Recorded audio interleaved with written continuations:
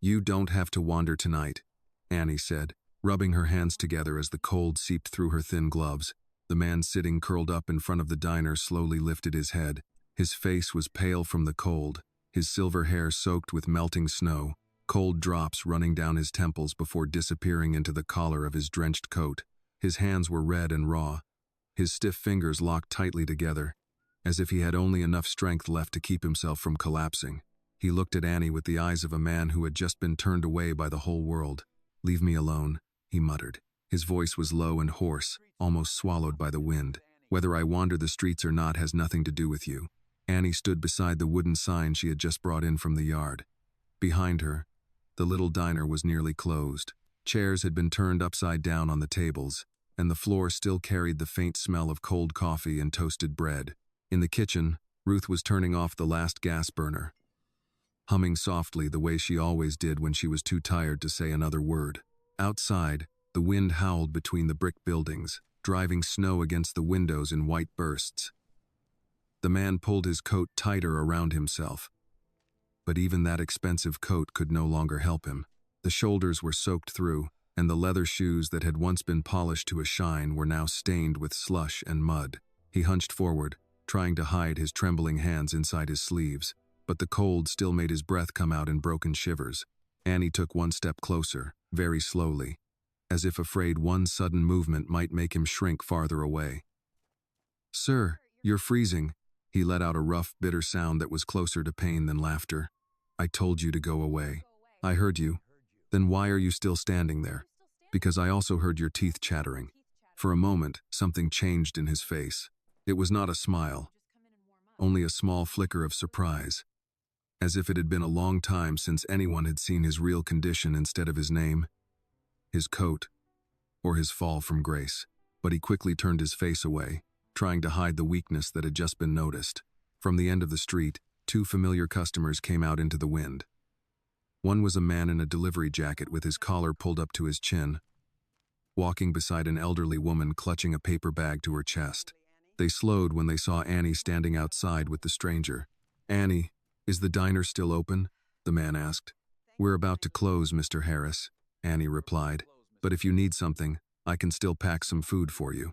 Mr. Harris glanced at the man sitting on the step. "Everything all right here?" The elderly woman leaned forward slightly, worry showing clearly on her face. "Sir, do you need us to call someone?" The man stiffened at once. "No." Annie spoke before his wounded pride could turn that kind question into another cut. "He's just catching his breath. I've got it." Mr. Harris looked at Annie, then at the man, then back at Annie.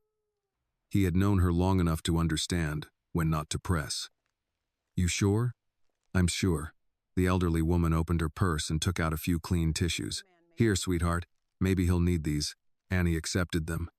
"Thank you, Mrs. Coleman." Mrs. Coleman looked at the man with gentle eyes. "It's a cold night, sir. Don't sit out here too long." He did not answer. The two customers continued down the sidewalk, their shoes crunching over the snow until the sound faded, leaving Annie and the man beneath the flickering yellow light outside the diner. He lowered his head even more. "You should have let them walk on." "They did walk on. You know what I mean." "No, sir, I don't." He breathed out slowly, as if every word made his throat ache. "People ask questions so they can feel kind for a few seconds. Then they go home, shut their doors, and forget everything." Annie stood still, holding the tissues in one hand and the old wooden sign in the other. The sign read, "Annie's warm bowl, soup, stew, bread, coffee." The paint had been peeling at the corners for years, but Ruth always said that old signs were like old people in the neighborhood. The older they got, the more stories they carried. "You think everyone is like that?" Annie asked. "I know everyone is like that. You can't possibly know everyone." This time, he lifted his head, his gaze sharper, though beneath that sharpness was a wound still bleeding. "You don't know who I am." "No," Annie said. "I don't. You have no idea who you're talking to." "I guess I don't. I could be anyone." "Yes, you could. I could be dangerous." Annie looked at his trembling hands, his wet coat, and his shoulders tightening in the wind. She did not mock him, and she did not pity him in a way that would shame him. She only said softly, Maybe. But right now, you're a man sitting outside my diner, shaking from the cold, and I can't step over you like I don't see you. He looked at her for a long time. He still did not believe her.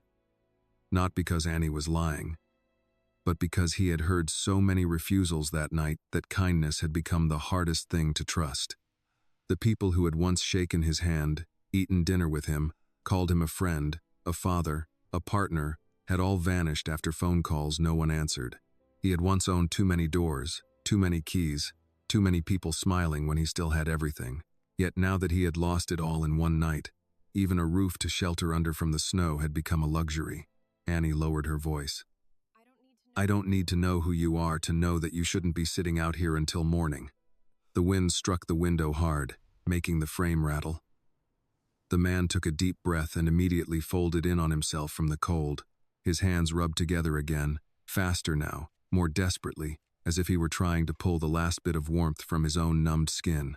His lips had gone pale, but he still clenched his jaw, trying to hold on to the fragile pride he had left. Annie leaned the sign against the wall, then sat down on the step beside him, leaving just enough space so he would not feel cornered. My grandmother says sometimes a person can survive the worst day of his life just because someone gives him a warm place to sit. I don't need your grandmother's sayings. Maybe you don't need the saying, Annie replied, but you need the warmth. The man sighed, then gave a tired, dry laugh with no joy in it. I used to have homes everywhere, he said, his eyes fixed on the snow covering the toes of his shoes.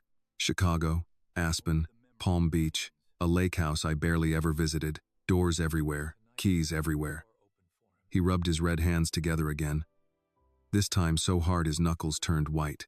And tonight, not one door opened for me. The words fell between them, heavier than the snow. Annie did not rush to answer. She simply turned and pointed toward the small diner behind her. Through the window, the old lights shone over the empty tables, and a thin stream of steam still carried the smell of beef stew from the kitchen. That door is still open, she said. He followed her hand with his eyes, then shook his head. You don't understand. I understand that it's small, Annie said. I understand that it isn't fancy. The heater rattles. One table tilts if you put your elbow in the wrong place. And my grandmother always says the coffee pot has more personality than some of our regulars. But it's warm in there. If you don't mind old furniture and the smell of stew, then tonight, you don't have to keep wandering. His face tightened. This time, it was not from anger, but from humiliation. He lowered his head, his voice so quiet it was almost lost. I don't have any money. Annie did not even blink. I didn't ask you that. I'm telling you because eventually everyone does ask. Maybe the people you used to know do. He looked down at his soaked shoes. A man who had once signed million-dollar contracts now did not dare step into a small diner because he could not pay for a bowl of soup. The truth of it seemed to make his shoulders sink even lower. I can't pay you.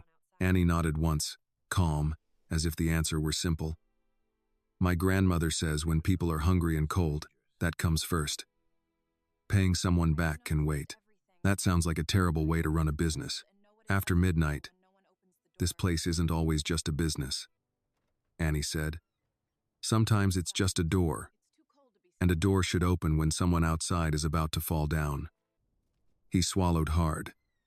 His throat tightened, whether from the cold or from the kindness he had not heard in so long. He could not tell. You shouldn't trust strangers. I don't trust everything, Annie replied, but I trust the cold. I know what it does to people when no one opens the door. The door behind Annie opened. A wave of warmth spilled out, carrying the smell of stew and bread. Ruth Johnson stood there in her old apron, her silver hair wrapped neatly in a blue scarf. She looked at Annie, then at the man on the step. She did not ask who he was, why he was there, or whether he could pay. Annie, she said gently, I think he's very cold, Grandma. Ruth looked at the man with the eyes of someone who had lived long enough to recognize pain, whether it wore an expensive coat or a torn one. Then bring him in before the weather makes the sorrow inside him any heavier. The man shook his head at once. Ma'am, I can't pay. Ruth's expression did not change. Then don't start with money. I don't want charity. Annie stood and held out her hand. She did not pull him, did not push him, only left her hand there like an invitation. Then don't call it charity. Call it a bowl of soup. He looked at her hand. His pride tried to hold out for one more second, but the cold had worn him down, and perhaps Annie's gentle kindness had weakened him even more. Slowly, he placed his stiff, ice-cold hand into hers. Annie helped him to his feet. When he stepped across the threshold, the small bell above the door gave a tired little ring. The diner was plain and nearly empty, but inside there was yellow light, warmth from the old heater, and the smell of food still hot from the stove. Ruth pulled a chair closer to the heater. Annie went into the kitchen, filled a bowl with beef stew, added 2 slices of bread beside it, and carried it out to him. The man sat down very slowly, as if it had been a long time since he had been allowed to sit somewhere without proving he still had value. Annie placed the spoon in his hand. Eat first. If you want to talk later, you can. If you don't, that's all right too. He looked at the hot bowl of stew in front of him, then at Annie. Something trembled in his eyes, weak and wounded. Why are you doing this? Annie pulled the napkin closer to him. Because someday, maybe I'll be the one sitting outside in the cold. And I hope that when that day comes, someone won't make me tell my whole life story before they open the door. He lowered his head toward the bowl. His hand was still shaking as he lifted the first spoonful. Steam rose and touched his pale face. He put the spoon into his mouth, then closed his eyes for a long moment as the warmth moved down his throat. No one in the diner said another word. William took another spoonful of soup. The heat from the small bowl slowly spread through his throat, down into his chest, and seemed to seep into every vein that had gone numb from the cold. For one brief moment, his hand stopped shaking. He lowered the spoon and closed his eyes. It was not just the taste of the food. It was the painfully unfamiliar feeling of having a bowl of soup placed in front of him without anyone asking how much money he had left, without anyone measuring whether he deserved to be helped. Annie brought him a cup of hot tea and gently set it beside the bowl. Be careful. There's ginger in it. My grandmother says ginger wakes up the things the cold tries to put to sleep. William opened his eyes and looked at her. Does your grandmother have a saying for everything? Almost. She must be very tired. She is, Annie said, the faintest smile touching her lips. But she's usually right. From the kitchen, Ruth called out. I heard that. Annie raised her voice. I said you were right. You said it after something else. William almost laughed. It was only the smallest movement at the corner of his mouth, but it disappeared before it could fully form. He looked back down at the bowl of soup. The spoon rested between his red, stiff fingers, looking so unfamiliar that it hurt him to see it. A man who had once held a pen and signed contracts that made entire rooms hold their breath now had to focus all his strength just to keep a spoon from falling out of his hand. Annie pulled out the chair across from him and sat down, folding her hands lightly on the table. You don't have to tell me anything, sir. But if there's someone we need to call for you, we can. No. The answer came too quickly, sharper than he intended. Annie kept her voice gentle. Everybody has someone they want to turn to. William pressed his lips together. Not tonight. Annie stayed quiet. She did not push. The only sounds in the diner were the heater ticking against the wall and the wind striking the window. A car passed outside, its tires hissing softly through the slush, and then the street fell silent again. What about family? She asked softly. The spoon in William's hand touched the edge of the bowl with a tiny sound. His face hardened, as if anger had risen to protect the weak place inside him. But a few seconds later, his breathing changed. It became shorter, faster, more broken. He set the spoon down very carefully, but his hand shook so badly that the bowl shifted slightly on the table. Annie's voice grew quieter. Sir? William lifted one hand to cover his mouth. The first sound that escaped him barely sounded like crying. It was more like a broken breath, half swallowed, half released.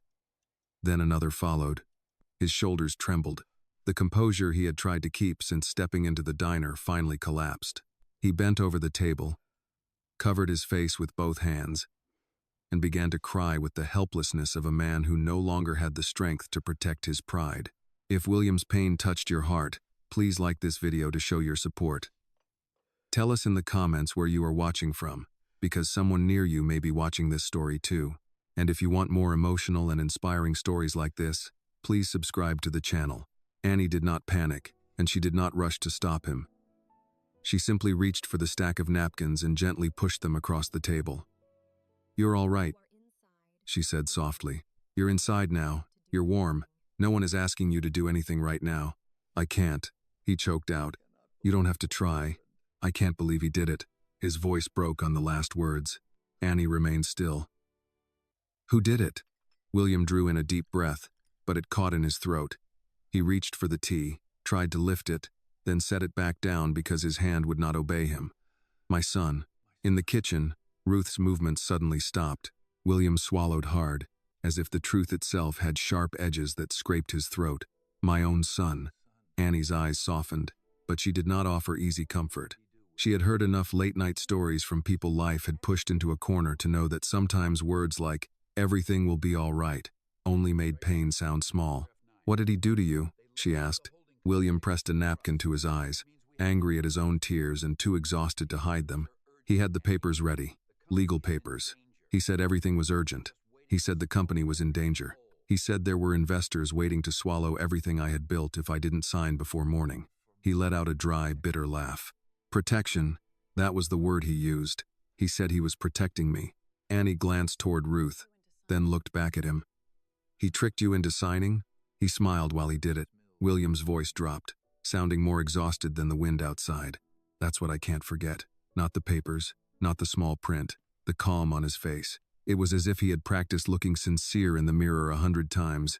Ruth came out of the kitchen and placed a small plate of buttered bread on the table. "Eat a little bread with your tea," she said. William looked up. "Ma'am, I'm not sure I can swallow." "Try one bite," Ruth replied. Pain hits harder on an empty stomach. He took a piece of bread, not because he wanted to eat, but because refusing her kindness felt harder than accepting it. His hand trembled as he broke the bread in half. Annie waited until he had taken a small bite before asking, "What happened after you signed?" "The company slipped out of my hands. The family office, the properties, the accounts, the voting rights on the board, the house I walked out of tonight." He stopped, pressed his lips together, then corrected himself in a lower voice. "No, I didn't walk out. I was asked to leave." Annie's brow furrowed. "He put you out in this weather?" William nodded slowly. "Security opened the gate. Men I had paid for years. They stood there and opened it for me as if I were an unwanted guest. Not one of them could look me in the eye." "That's wrong," Annie said. William looked at her, and his familiar defensiveness flickered back for a moment. "Right and wrong don't mean much once the papers are signed." Ruth pulled a chair from the next table and sat at the end of theirs, close enough to be present but not in the middle of the conversation. "Paper can carry a lie," she said, "but that doesn't turn the lie into the truth." William looked at her. "In my world, it does." "Then your world needs better people in it." The simple sentence left William silent. He looked down at the piece of bread in his hand. "I thought I had them." "Who?" Annie asked. "Friends, partners, family." He shook his head, his eyes hollow. "I called them. My brother. My lawyer. People who used my name when it opened doors for them. People who were willing to answer my calls at midnight when there was money to be made. Tonight, one by one, they disappeared. Some didn't answer. Some sent me straight to voicemail. One texted that he hoped I understood he couldn't get involved." Annie's jaw tightened. "That's what they said after taking everything they could from you? They would call it business caution. What do you call it?" William turned toward the window. Snow kept sliding past the glass in cold, endless sheets of white. "Cowardice. Maybe convenience. Maybe the truth I should have seen a long time ago." Annie laid both forearms on the table. "Sometimes people don't become strangers overnight, sir. Sometimes a terrible night only shows you they were strangers all along." William turned back to look at her. "You sound just like your grandmother," he said. "She raised me. That makes sense." Ruth hummed softly. "And don't you forget it." For the first time since he had stepped into the diner, William breathed a little easier. Not much, just enough to lift the teacup with both hands. He drank slowly. The warmth of the ginger spread through his throat, sharp and steady, as if reminding his body that it was still alive. Annie looked at him from across the table. "What's your name, sir?" He hesitated. If he said it, everything might change. Kindness might turn into shock. Help might turn into calculation.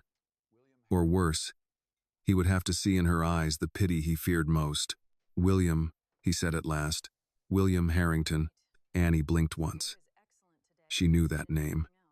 Anyone in Chicago who had ever seen a restaurant sign, a grocery shelf, a local news report, or a business headline knew the Harrington name, but she did not step back, did not gasp, and did not change her voice. "All right, Mr. Harrington," she said. "Then keep eating your stew before it gets cold." He looked at her, almost confused. "That's it? What else should I do?" Most people would have a lot of questions. "I have plenty," Annie said, "but I'm tired, and my grandmother will fuss if that bowl is still full." Ruth stood, satisfaction clear on her face. "Smart girl." William looked down at the stew. Something inside him loosened. It was not healing. It was not repair. It was only enough to let him breathe, without feeling as if his chest would break open. He took another spoonful, then another. Annie stood and began lowering the chairs from the tables to prepare for the morning, giving him space without making him feel abandoned. Ruth returned to the kitchen, where water ran softly from the faucet. After a while, William spoke again, his voice quieter than before. "I don't know what will happen when morning comes." Annie carried 2 cups toward the counter. "Morning can wait outside with the snow." He looked at her. She nodded gently toward the bowl. "Tonight, you finish this first. Then my grandmother will find you a dry blanket. For now, that is enough." William wanted to argue. He wanted to say that men like him did not sleep in small diners, did not accept blankets from strangers, did not sit helplessly under yellow lights with the smell of stew in the air while his son wore everything he had just stolen. But he had no strength left for the pride that had kept him cold down to the bone. So in the end, he only nodded. By the time Ruth finished washing the last pot, the clock above the counter had moved past midnight. William had eaten half the stew, then stopped as if his body remembered exhaustion before hunger could finish its work. Annie did not push him. She took the bowl, covered it, and set it near the warmer. "You can finish it later," she said. William looked embarrassed. "I don't usually leave food. You don't usually get thrown into a snowstorm either, I'm guessing." Ruth gave Annie a look from the sink. "Annie, what?" "I said it respectfully." William lowered his eyes, but the corner of his mouth moved slightly. It was not a real smile. Not yet. But it was the first crack in the hard shell around him. Ruth dried her hands on a towel and came around the counter with an old gray blanket folded over her arm. "There's a couch in the back room," she said. "It's not much, but it's better than that step outside." "I can't take your office," William said. Ruth gave him a calm look. "It's not an office. It's a storage room with a couch that complains when anybody sits on it. You'll survive." Annie went ahead and opened the narrow door beside the kitchen. The back room was small, filled with canned tomatoes, sacks of potatoes, paper cups, folded tablecloths, and a couch pushed against the far wall. A lamp with a crooked shade gave off a soft amber light. On one shelf sat a framed photo of Ruth with a man in a work shirt, both of them younger, both smiling in front of the same diner. William stopped at the doorway. "This is your family space." "It's our everything space," Annie said. "Storage, break room, planning room, crying room when rent is due. Tonight, it's a guest room." He looked around, taking in the worn rug, the stacked boxes, the spare aprons hanging from hooks. The room was smaller than one of his old walk-in closets, but there was no cold in it, no locked gate, no voice telling him to leave. Ruth set the blanket on the couch. "Bathroom is down the hall. There are towels in the cabinet. Don't touch the blue tin on the second shelf unless you want sewing needles in your fingers." William nodded slowly. "Thank you, Mrs. Johnson." "Miss Ruth is fine. Everybody around here calls me that." "Thank you, Miss Ruth." She accepted that with a small nod. Annie brought in a cup of water and placed it on a crate beside the couch. "You need anything else?" William looked at the cup, the blanket, the lamp, the girl who had refused to leave him outside. "No. You've already done more than most people I know." "That's a sad thing to say." "It's a true thing to say." Annie did not answer right away. She stood in the doorway, her hand resting on the frame. "Tomorrow doesn't have to be figured out tonight." William let out a slow breath. "Tomorrow may not give me much choice. Maybe, but tonight did, and you chose to come in." He looked at her then, really letting the words reach him. "You make that sound simple. It kind of is. Not easy, just simple." Ruth stepped behind Annie. "Let the man rest." Annie nodded. "Good night, Mr. Harrington." William hesitated at the name, still unused to hearing it without weight behind it. "Good night, Annie." She pulled the door partway closed, leaving it open just enough for the hallway light to slip through. William sat on the couch and removed his wet shoes carefully, as if even the act of undressing from disaster required manners. His socks were damp. His feet ached. His hands burned as the feeling came back into them. From the front room, he heard Annie and Ruth moving quietly through the final closing routine. Chairs settled. The register drawer opened and closed. A broom moved over the floor, their voices carried in pieces. "He looks awful," Annie whispered. "He has had an awful night. Do you think he's really William Harrington? I think pain doesn't lie as easily as people do. What if someone comes looking for him? Then we ask what they want before we open the door." William closed his eyes. He should have been offended by their caution. Once, people trusted him before he entered a room.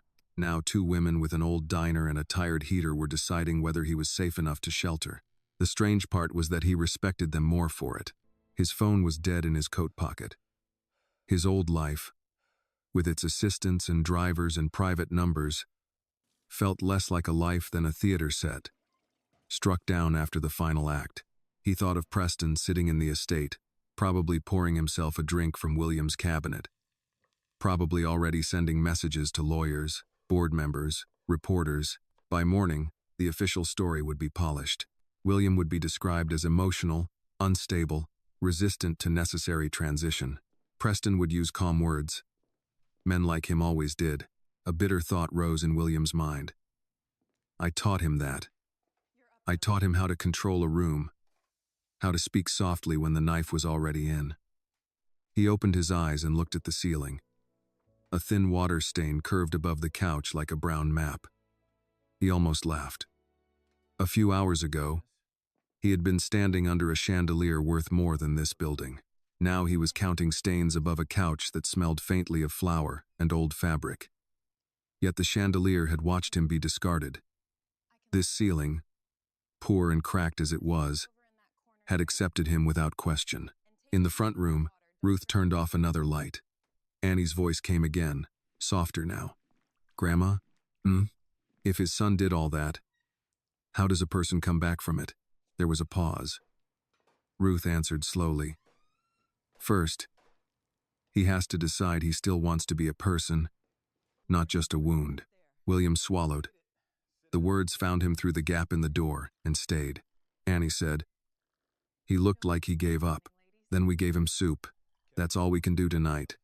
That doesn't feel like enough. Enough is not always big, Annie. Sometimes enough is keeping somebody breathing until morning. The diner went quiet after that. William sat with those words longer than he expected. Keeping somebody breathing until morning. No investor had ever said anything so useful to him. No consultant had ever placed a human life into such plain order. After a while, Annie knocked lightly on the doorframe. "Sorry, I forgot to leave this." She stepped in with a pair of thick socks, folded and clean. They were my grandfather's.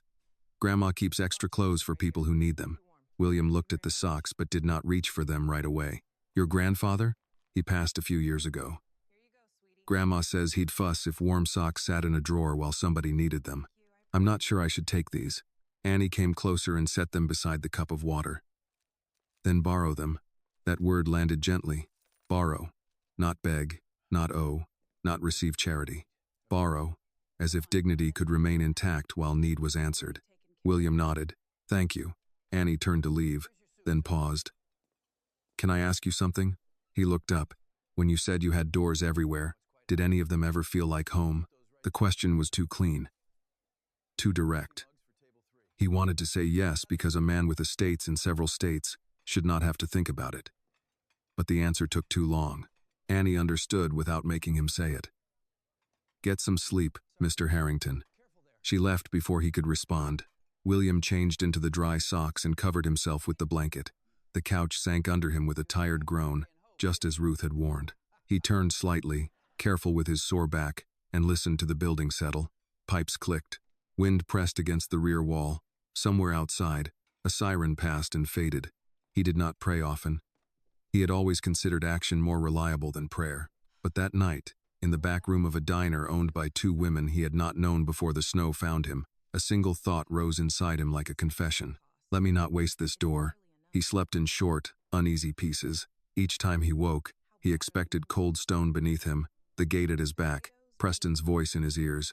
Instead, he found the gray blanket, the crooked lamp, the smell of bread, and the quiet proof that not every door in the world had closed. Just before dawn, Ruth entered the kitchen and began the day's first stockpot. The sound of water filling steel woke him. Then came onions on a cutting board, the scrape of a match, the low cough of the stove catching flame. William sat up slowly. His body hurt, but his mind was clear in a way that surprised him. He folded the blanket, put the borrowed socks neatly beside the couch, and stepped into the hallway. Annie was already at the counter, tying her apron. She turned when she heard him. "You're up early," she said. "So are you. This place doesn't open itself."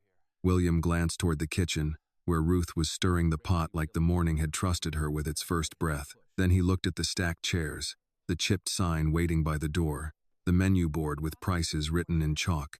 For the first time since the contracts, his mind did not go to what had been taken. It went to what could still be built. "Annie," he said carefully, "do you need help before opening?" She studied him for a second. "Can you mop?" William looked at the bucket near the wall, then at his hands. The red had faded, but the ache remained. "I can learn." Annie handed him the mop. "Then start in the corner and don't drown the floor." William took it. The first stroke was awkward, the second was better. Ruth glanced out from the kitchen and said nothing, but her mouth softened. Outside, Chicago was still buried in snow. Inside, Annie's warm bowl began another day, and William Harrington, who had lost an empire overnight, found himself standing under old lights, learning how to clean a diner floor before sunrise. By 6 in the morning, the first regular pushed through the door with snow on his shoulders and a lunch pail in his hand. Marcus Bell from the repair shop next door stamped his boots on the mat, pulled off his cap, and gave Ruth a nod that carried years of habit. "Morning, Miss Ruth." "Morning, Marcus. Coffee?" "Black is bad news." "You always say that like you enjoy bad news." "I enjoy surviving it." Annie smiled from behind the counter and reached for his mug before he asked. William stood near the far corner with the mop in his hand, unsure whether to keep working or move out of the way. Marcus noticed him at once, the way men who had spent time in uniform noticed changes in a room without making a show of it. "New help?" Marcus asked. "For now," Ruth said. William lowered the mop. "Good morning." Marcus looked at his damp hair, borrowed socks, and tired face, then gave a short nod. "Morning. Floor looks better than it did yesterday." Annie glanced down. "Barely." William looked at the streaks he had left across the old tile. "I may have overestimated my technique." Marcus took his coffee. A man who can admit that before sunrise might still be useful. The remark was plain, not unkind. William accepted it with a slight nod and returned to the corner, this time using less water as Annie had told him. The work was simple, but not easy. His back ached. His hands still burned from the cold, yet there was relief in being given a task no one could steal with legal language. Bucket, mop, floor, do it right or do it again. The diner came alive in small waves. 2 sanitation workers came in for stew packed in wide paper bowls. A nurse from the night shift ordered coffee and chicken soup to take home. An older man in a brown coat counted quarters on the counter until Annie quietly slid the last few coins back toward him and said, "You paid me yesterday, Mr. Doyle. Don't argue before breakfast." "I didn't pay you yesterday. You tipped me last week. I'm applying it forward." "That is not how math works." "That is how my math works," Ruth called from the kitchen. "Let the girl do her math, Earl." The old man tucked the coins away. Embarrassed, but grateful. William noticed. He noticed everything now because he had nowhere else to look.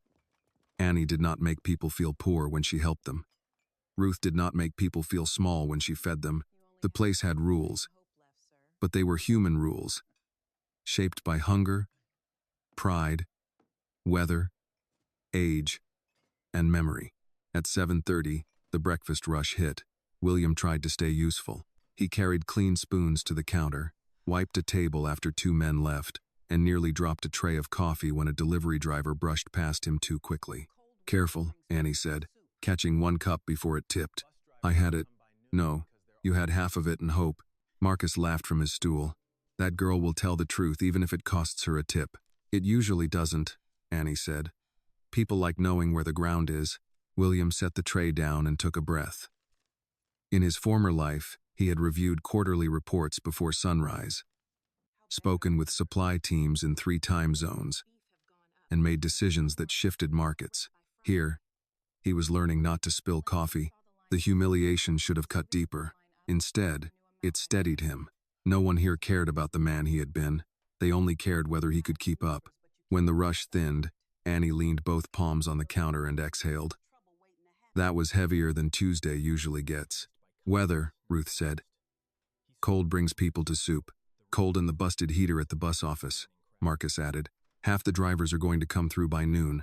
Annie reached under the counter for a small notebook with a bent cover. William saw columns of numbers written in pencil, some erased so often the paper had thinned. She counted bills from the register, set aside a portion in an envelope marked rent, then frowned at a supplier invoice. Ruth saw it. How bad? Potatoes went up again. Beef too. And Mr. Kaplan wants the back rent by Friday. Marcus's jaw moved. He told you end of the month. He changed his mind after he saw the line outside yesterday. Ruth wiped her hands on her apron. Greed has good eyesight. Annie closed the notebook quickly when she realized William was near. Sorry. Family business. I understand. No offense. None taken. But he did understand more than she knew. He had spent his life reading businesses by their pressure points. A rising supply cost. A landlord testing weakness. A menu priced by kindness instead of margin. Loyal customers, strong food, poor leverage. Annie's warm bowl had a heart that could fill a room, but the numbers around it were tightening like a fist. A man in a navy overcoat entered around 8, not a regular judging by the way he checked the corners before ordering. He asked for coffee only, then used the counter to sort through papers in a leather folder. William saw the logo on one page and went still. Harrington Foods and Hospitality Group. The old red crest. His old crest. Annie noticed his hand pause on the rag. You okay? William turned slightly away. Fine. The man with the folder spoke into his phone, keeping his voice low but not low enough. Yes. Preston wants the announcement positioned as a leadership modernization. No. Do not say removal. Say transition. Mr. Harrington is taking personal time after an internal restructuring. William's fingers tightened around the rag. Personal time. Internal restructuring. His own downfall being turned into a paragraph before he had finished his first morning in borrowed socks. Annie followed his attention to the man. She understood enough. Do you want to step in the back? No. You sure? If I hide every time someone lies politely, I'll spend the rest of my life in storage rooms. The man ended the call, gathered his papers, and placed $3 on the counter. He glanced at William once with vague recognition, then again with sudden certainty. His face changed. Mr. Harrington? The diner quieted around that name. William folded the rag and set it beside the sink. Good morning. The man's mouth opened, then closed. He looked toward the door as if calculating the safest exit. I didn't realize. No, William said. People rarely realize where a man lands after they help push. The man flushed. I had nothing to do with. Coffee's $3. Annie cut in, her voice calm. You paid. You can go. He looked at her, offended by the simplicity of being dismissed. Excuse me? Annie held his gaze without raising her voice. You heard me. For a second, William thought the man might argue. Then Marcus turned slightly on his stool. Not threatening, just present. Ruth came out of the kitchen, with a ladle in her hand. The man gathered his folder and left, the bell above the door shaking after him. Annie looked at William. You all right? He gave a quiet laugh through his nose. I'm beginning to dislike that question. Fair. Want a different one? What? Do you want coffee? This time, the laugh almost became real. Yes. She poured him a mug and set it on the counter. On the house. You keep giving things away. This place will close. Annie pointed at the notebook. It might anyway. The honesty in her voice struck him harder than complaint would have. He picked up the mug and took a slow drink. The coffee was strong, slightly bitter, and better than anything served in his old executive lounge because no one here pretended it was more than coffee. "May I see the notebook?" he asked. Annie pulled it closer. "Why? Because your landlord is testing you, your supplier is overcharging you, your menu is underpriced in the wrong places, and your morning traffic is strong enough to support a better breakfast bundle." She blinked. "That is a lot to get from standing by a mop bucket. I told you I used to work in food. You said a little. I may have understated." Ruth crossed her arms. "By how much?" William looked from Ruth to Annie, then at the diner that had opened its door when every other door had closed. Pride would have made him hide the truth. Gratitude required better. "I built Harrington Foods," he said. "Not inherited, built. I know kitchens, suppliers, leases, margins, customer flow, packaging, delivery, and what makes people come back, even when they have cheaper options." Annie did not speak right away. Her fingers rested on the notebook. "And you think you can fix this?" "No," William said. "Not fix. Help, if you allow it." Ruth studied him with the patience of a woman who had seen many men talk big near coffee and do little near dishes. "Why?" William looked toward the door, where snow still moved across the glass. "Because last night you gave me a place to sit when I had nowhere to go. This morning you gave me work when I had no name worth using. I can't repay that with money right now." Annie's face softened, but her guard remained. "We didn't ask you to repay it. I know. That's why I want to." Marcus lifted his mug. "Let the man look at the numbers. Worst case, he learns what potatoes cost." Annie almost smiled. "He might faint. I have survived worse than potatoes," William said. Ruth pulled out the chair beside the counter. "Sit then. But understand this, Mr. Harrington. This place feeds people who count nickels. We don't turn it into one of those restaurants where the plate is big and the food is scared." William sat down and nodded. "Agreed." Annie slid the notebook across the counter. It was small, worn, and full of careful pencil marks. William opened it with both hands, as if it were not just a ledger but a trust being placed before him. Outside, the city began its gray winter morning. Inside, steam rose from the stockpot, coffee warmed the air, and William Harrington saw the first shape of a future he had not expected. Not a return to the tower he had lost, but a chance to build from a counter, a notebook, and a girl who had opened the door. William spent the next 2 hours at the counter with Annie's notebook open in front of him, a pencil in his hand and a mug of coffee going cold beside his elbow. He did not touch the numbers at first. He read them the way some men read letters from home, slowly, respectfully, looking for the story under each line. Potatoes, beef, carrots, onions, flour, coffee, takeout bowls, rent, gas, repairs, paper napkins, cleaning supplies. Every dollar had been written down in Annie's neat hand, but the pages carried more than math. They carried worry. Annie stood across from him, arms folded, trying not to look nervous. "You're making that face again."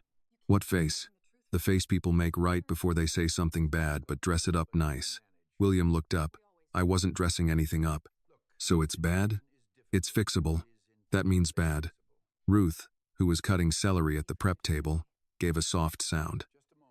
"Let the man finish before you bury the place." William turned the notebook slightly so Annie could see. "Your food cost is too high on the beef stew, but not because the recipe is wrong. You're buying from a supplier who treats you like a small account with no choices. You pay almost 20% more than you should." Annie frowned. "We tried 2 other places. One wanted a minimum order we couldn't meet. The other sent us meat that looked tired." "Tired meat," Marcus said from his stool, where he had returned after checking the repair shop. "That's a crime against stew." "It is," Ruth said without looking up. William tapped the page. "You also sell the stew too cheap during lunch and too expensive for the wrong customers at night." Annie's eyebrow lifted. "How can it be both?" "Because lunch customers want speed and fullness.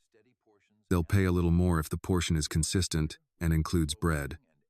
Late-night customers come in colder, slower, and often alone. Some can pay, some can't. You should stop pretending one price fits every hour of the day." Ruth paused with the knife in her hand. "That sounds like fancy talk." "It's not fancy," William said. "It's respect for the way people actually live." Annie's expression changed a little at that. She pulled the notebook closer. "So what would you do?" "I'd create 3 clear meals. Morning coffee and bread for workers who don't have time to sit. Lunch bowls priced to keep the doors open.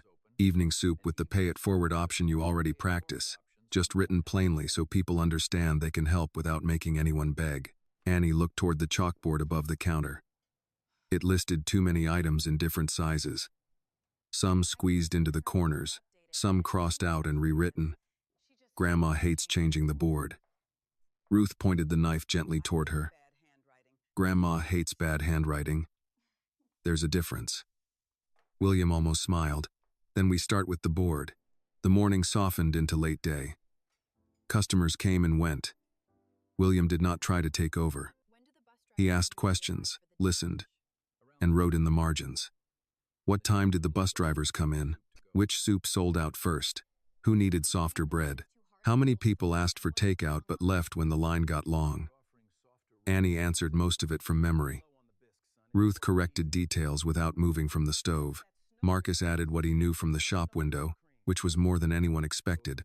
By 3 o'clock, William had drawn a simple layout on the back of a paper bag. One line for ordering, one for pickup, coffee closer to the register.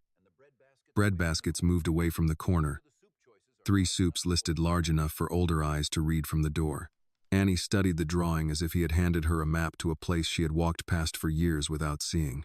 It's still our place, right? She asked. William set down the pencil. It has to be. If it stops feeling like yours, people will know before you do.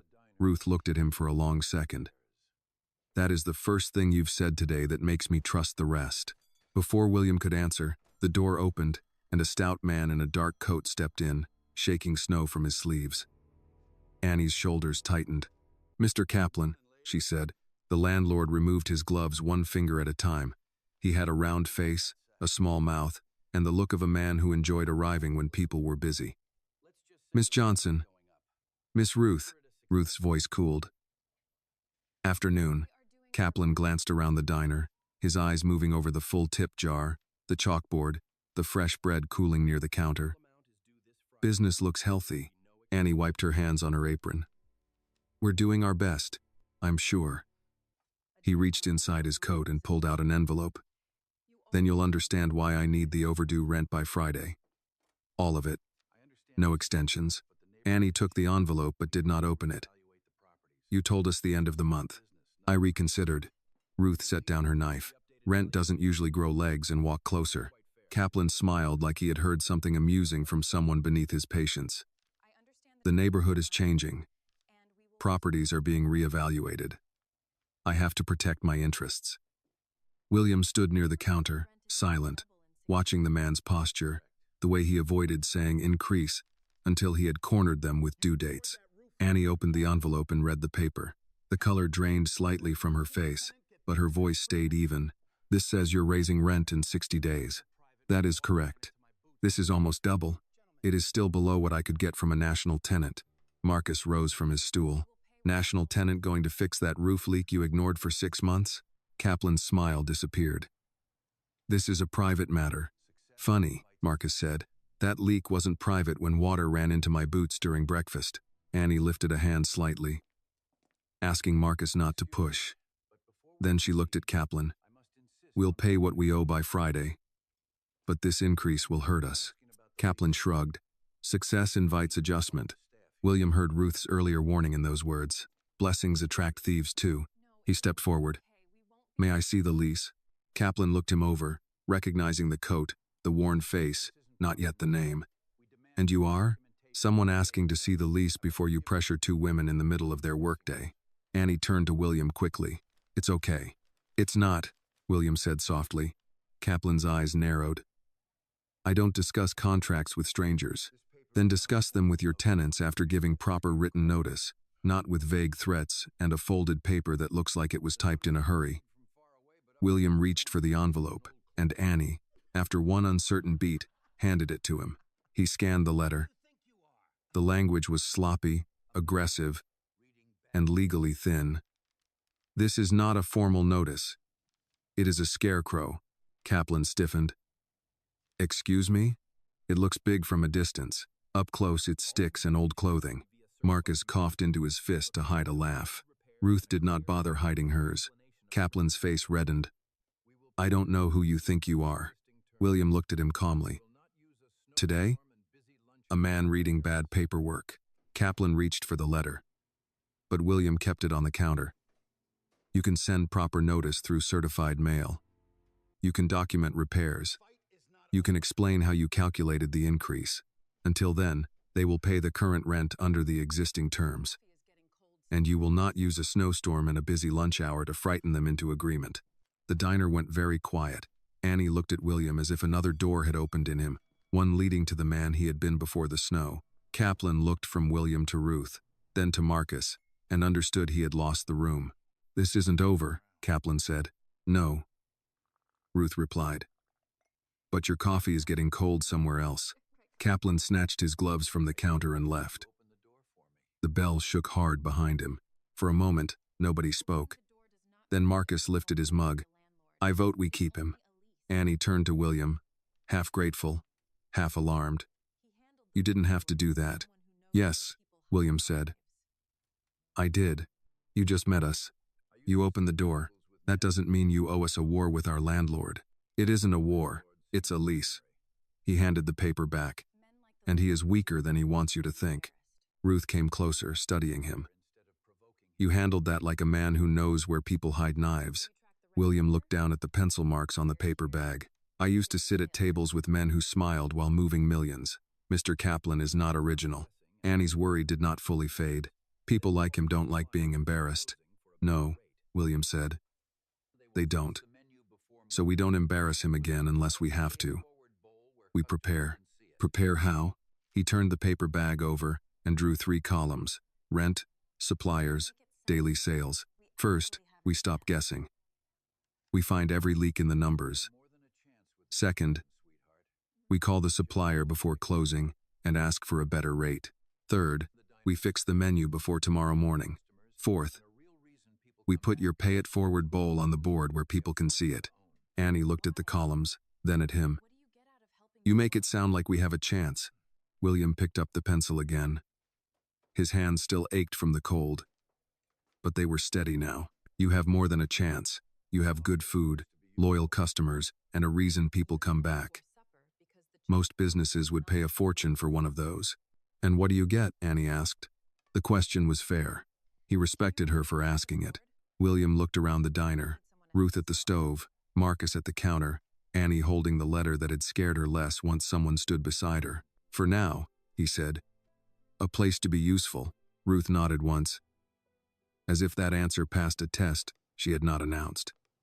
Then be useful before supper. That chalkboard won't rewrite itself. Annie handed him a clean cloth and a piece of chalk. Can you write big? William glanced at the old board. I can learn. This time, when Annie smiled, it was not only kindness. It was the first fragile sign of trust. Outside, the snow kept falling over Chicago, but inside Annie's warm bowl, the day had shifted. William had arrived as a man without a door. By evening, he was standing on a chair, chalk in hand, helping rewrite the first menu of a future none of them had planned. By closing time, William's chalk handwriting had taken over the board above the counter. The old menu, once crowded with crossed-out prices and cramped notes, had been wiped clean. In its place were 3 simple sections Ruth could read from the kitchen, and Marcus could read from the door without putting on his glasses. Morning bread and coffee, working lunch bowls, evening stew. Underneath, in Annie's careful hand, was a new line William had asked her to write herself. Pay it forward bowl. $2 added to any order buys soup for someone who needs it. Annie stood with the chalk still in her fingers, looking at that last sentence longer than the others. You really think people will do it? William wiped chalk dust from his hands with a towel. Some will, some won't. But people can't help with something they don't know exists. Ruth stepped out of the kitchen, arms folded over her apron. And what about the ones who come in needing it? You want them pointing at a board and announcing they're broke? No, William said. Never. The board is for the giver. The receiving stays quiet.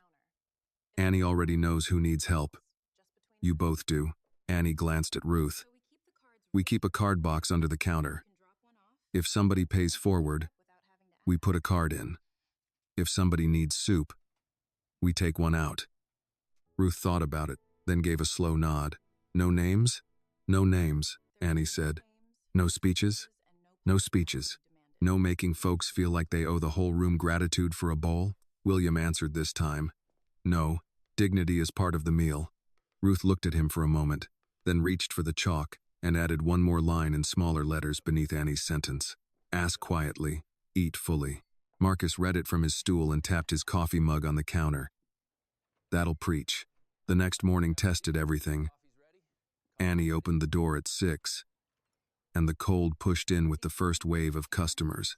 William was already behind the counter with a towel over his shoulder, not because he belonged there yet, but because Ruth had told him if he was going to advise a diner, he had better know where the clean cups were kept. The breakfast line formed faster than usual. Bus drivers, snowplow workers, nurses coming off shift, 2 men from the hardware store, and Mrs. Coleman with her paper bag tucked under her arm. Annie pointed to the new board. We changed things a little, so yell at me after coffee. Not before. Mr. Harris squinted up at the chalk. Morning bread and coffee, that's new. Same bread, faster name, Annie said. How much? $4 with butter, 5 with jam, coffee refill included if you sit. Mr. Harris pulled out his wallet. That's fair. William stood near the pickup counter, listening. Fair, not cheap, not expensive. Fair. It was one of the hardest words in business, because it had to make sense to both sides of the counter. The new flow worked almost immediately. People ordered faster because they could read the choices. Annie did not have to explain 6 sizes of soup. Ruth did not have to shout from the kitchen every time someone asked what came with lunch. Marcus, who had no official role and had refused one twice, guided newcomers with the authority of a man who had claimed his stool by long service. Order there, pick up there, he told a delivery driver. Don't block the coffee unless you want Miss Ruth to remember your face. Ruth called from the kitchen. I remember every face. The driver moved at once, and the counter laughed. By 9, Annie had placed 11 cards in the small wooden box under the register, 11 pay-it-forward bowls before lunch. She did not say anything, but William saw her check the box twice, as if the cards might disappear. Near 10, Mr. Doyle came in, shoulders hunched against the cold. The same brown coat buttoned wrong. He looked at the board, then at the coins in his hand, and his mouth pressed into a thin line. Annie reached beneath the counter, took one card from the box, and set a bowl ticket beside the register without making a show of it. Beef stew today, Mr. Doyle? He blinked. Annie, I don't have enough. You're covered. By who? By the box. What box? The quiet one. His eyes moved to the board, then back to her. His voice lowered. I don't like taking. It's not taking if somebody gave it for this reason. Mr. Doyle's hand closed around the coins. I can pay next week. Then next week you can put one back in the box for somebody else. He stood there another second, pride and hunger wrestling in his face. Finally, he gave a short nod. Small bowl. Regular bowl, Ruth called from the kitchen. Miss Ruth. Regular bowl, Earl. He stopped arguing. Annie wrote the order, and William turned away slightly so the man would not feel watched. That small courtesy did more for William than he expected. Once, he had thought generosity meant scale, large donations, named buildings, gala dinners, press releases. Here, generosity meant knowing when not to look directly at a man receiving soup. After the lunch rush, Annie opened the register drawer and counted the morning total twice. Her lips parted slightly. Grandma, Ruth looked over from the stove. Bad? No. Better than yesterday. A lot better. Marcus set down his mug. How much better? Annie looked at William, unsure whether to say the number aloud. He nodded toward the notebook. Write it down first. Celebrate after the math. She rolled her eyes but did it. You make joy wait in line. Joy spends better when it has receipts. Ruth laughed once, and even Annie smiled while she wrote. The new breakfast bundle had moved more bread than usual. The lunch bowls had fewer substitutions. The pay-it-forward cards had added money without raising the cost for those who needed help. Nothing had been saved yet. Rent still waited. Kaplan still waited. Preston's world still moved somewhere beyond the windows. But the diner had taken its first stronger breath. The supplier call came at 2. Annie put the phone on speaker because William asked her to hear every word. The representative, A bored man named Carl began with the same line Annie had heard before. Prices were up, minimums were firm, nothing could be adjusted for a small account. William leaned close enough for his voice to carry but kept it calm. Carl, how many small restaurants on the west side do you service? A pause. Who is this? Someone helping Miss Johnson review her purchasing. How many? I don't have that number in front of me. Then I'll make it easier. If Annie's Warm Bowl increases its weekly order by adding 2 more delivery points within 90 days, what price tier applies? Another pause. This one longer. 2 more locations? Answer the question. Carl's tone changed. Potentially tier 3, depending on volume. And if she commits to a recurring Monday and Thursday delivery schedule, with payment on delivery for the first 30 days? Annie's eyes widened. Ruth stopped stirring. Carl cleared his throat. That would reduce handling. I could maybe take 8% off some items. Not enough. Beef is where you're heavy. Potatoes too. Give her 12 on beef, 10 on potatoes, and lock it for 60 days. In exchange, she stopped shopping around this afternoon. Carl gave a dry laugh. I didn't know she was shopping around. William looked at Annie. She caught on quickly. I am now. Carl was quiet. Then, let me talk to my manager. Do that, William said. Call back in 20 minutes. If not, we move. When the line clicked off, Annie stared at the phone. Were we actually moving? We were going to make him believe we might. That sounds like lying. No, it's leverage. You were free to call someone else. I just reminded him. Ruth pointed her spoon toward him. Careful, Mr. Harrington. We don't cheat people here. Neither do I, he said. Then the words caught in his chest because he had once believed that about his own family. He corrected himself. Not anymore. Not here. Annie heard the weight under it and did not press. Instead, she said, if he gives us 12%, what does that mean? William took the notebook and wrote the number. It means rent stops being a cliff and becomes a hill. A steep hill? Yes. But climbable? He looked at the board, the card box, the line of clean bowls Ruth had stacked for supper. Climbable, Carl called back in 18 minutes.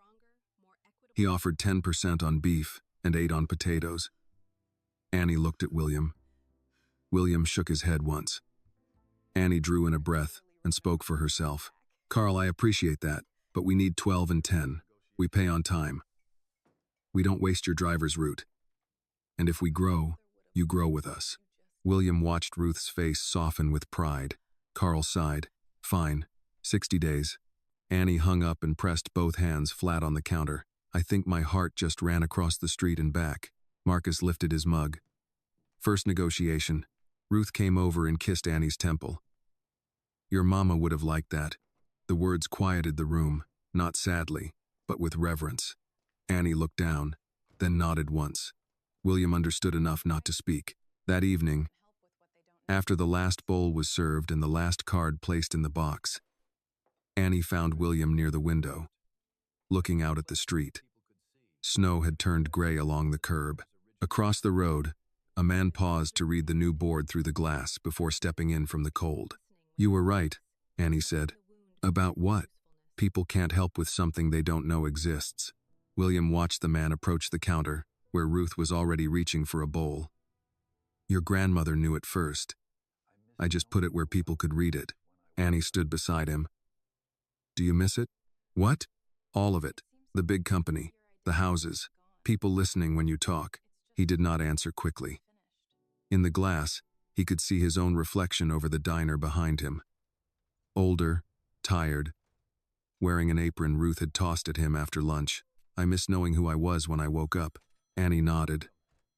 Maybe that's not gone. Maybe it's just not finished. William looked at her. No grand speech followed. She turned and went back to help Ruth, leaving him with that thought. Outside, another gust of wind swept along the sidewalk. Inside, the door opened, the bell rang, and William moved toward the counter before anyone asked him to. The next 3 days did not make Annie's Warm Bowl famous, but they made it different. The new board stayed clean. The card box under the counter filled and emptied in a rhythm Annie had never seen before. People who had once dropped spare change into the tip jar now added $2 and tapped the counter without making a speech. People who needed a bowl accepted one with less shame because the system did not ask them to explain hunger. Ruth watched it all with the careful satisfaction of a woman who trusted kindness only when it could survive rent, weather, and human pride. William worked wherever he was useful. He wiped tables, carried boxes, checked invoices, took out trash, and stood beside Annie after closing with the notebook open between them. He did not wear authority the way he once had. He asked before changing anything. He listened when Ruth said a recipe could not be rushed just because a lunch line was long. He learned that Marcus liked his coffee refilled before he asked, that Mrs. Coleman needed her bread sliced thin, that Mr. Doyle preferred the corner table because the heater reached his knees there. Small facts, once invisible to him, began to feel like the real machinery of a place. On Thursday afternoon, the supplier delivered beef at the new price. Annie checked the invoice twice, then looked at William with a grin she tried to hide. 12 and 10, she said. William folded the invoice. You negotiated it. You pushed me to. I gave you the door. You walked through it. Ruth set a heavy pot on the stove. Don't let him make it sound poetic. He also made you sweat through your apron. I did, Annie said. My heart was beating like a church drum. Marcus came in from the cold with grease on his work jacket and a folded newspaper under one arm. If anybody's celebrating, I'll take stew. You always take stew, Annie said. That's how I celebrate being alive. He set the newspaper on the counter, and William's name jumped from the business section before anyone opened it fully. Harrington transition raises questions among investors. Annie saw it at the same time he did. Ruth stopped stirring. Marcus's hand stayed on the paper, suddenly less casual. William picked it up. The article was short, polished, and cruel in the quiet way corporate statements often were.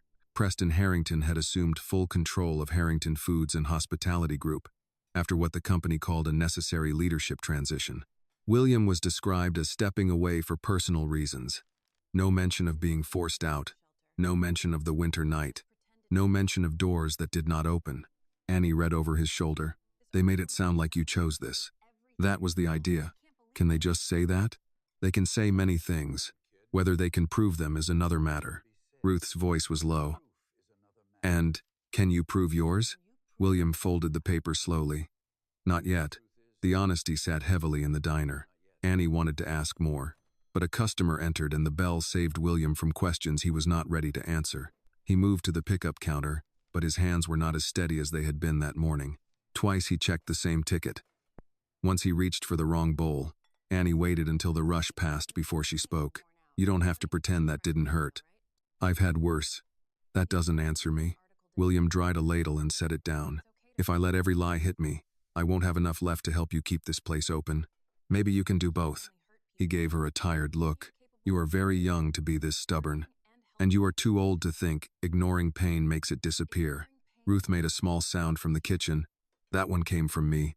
William looked between them, and something in his face eased despite himself. I can tell.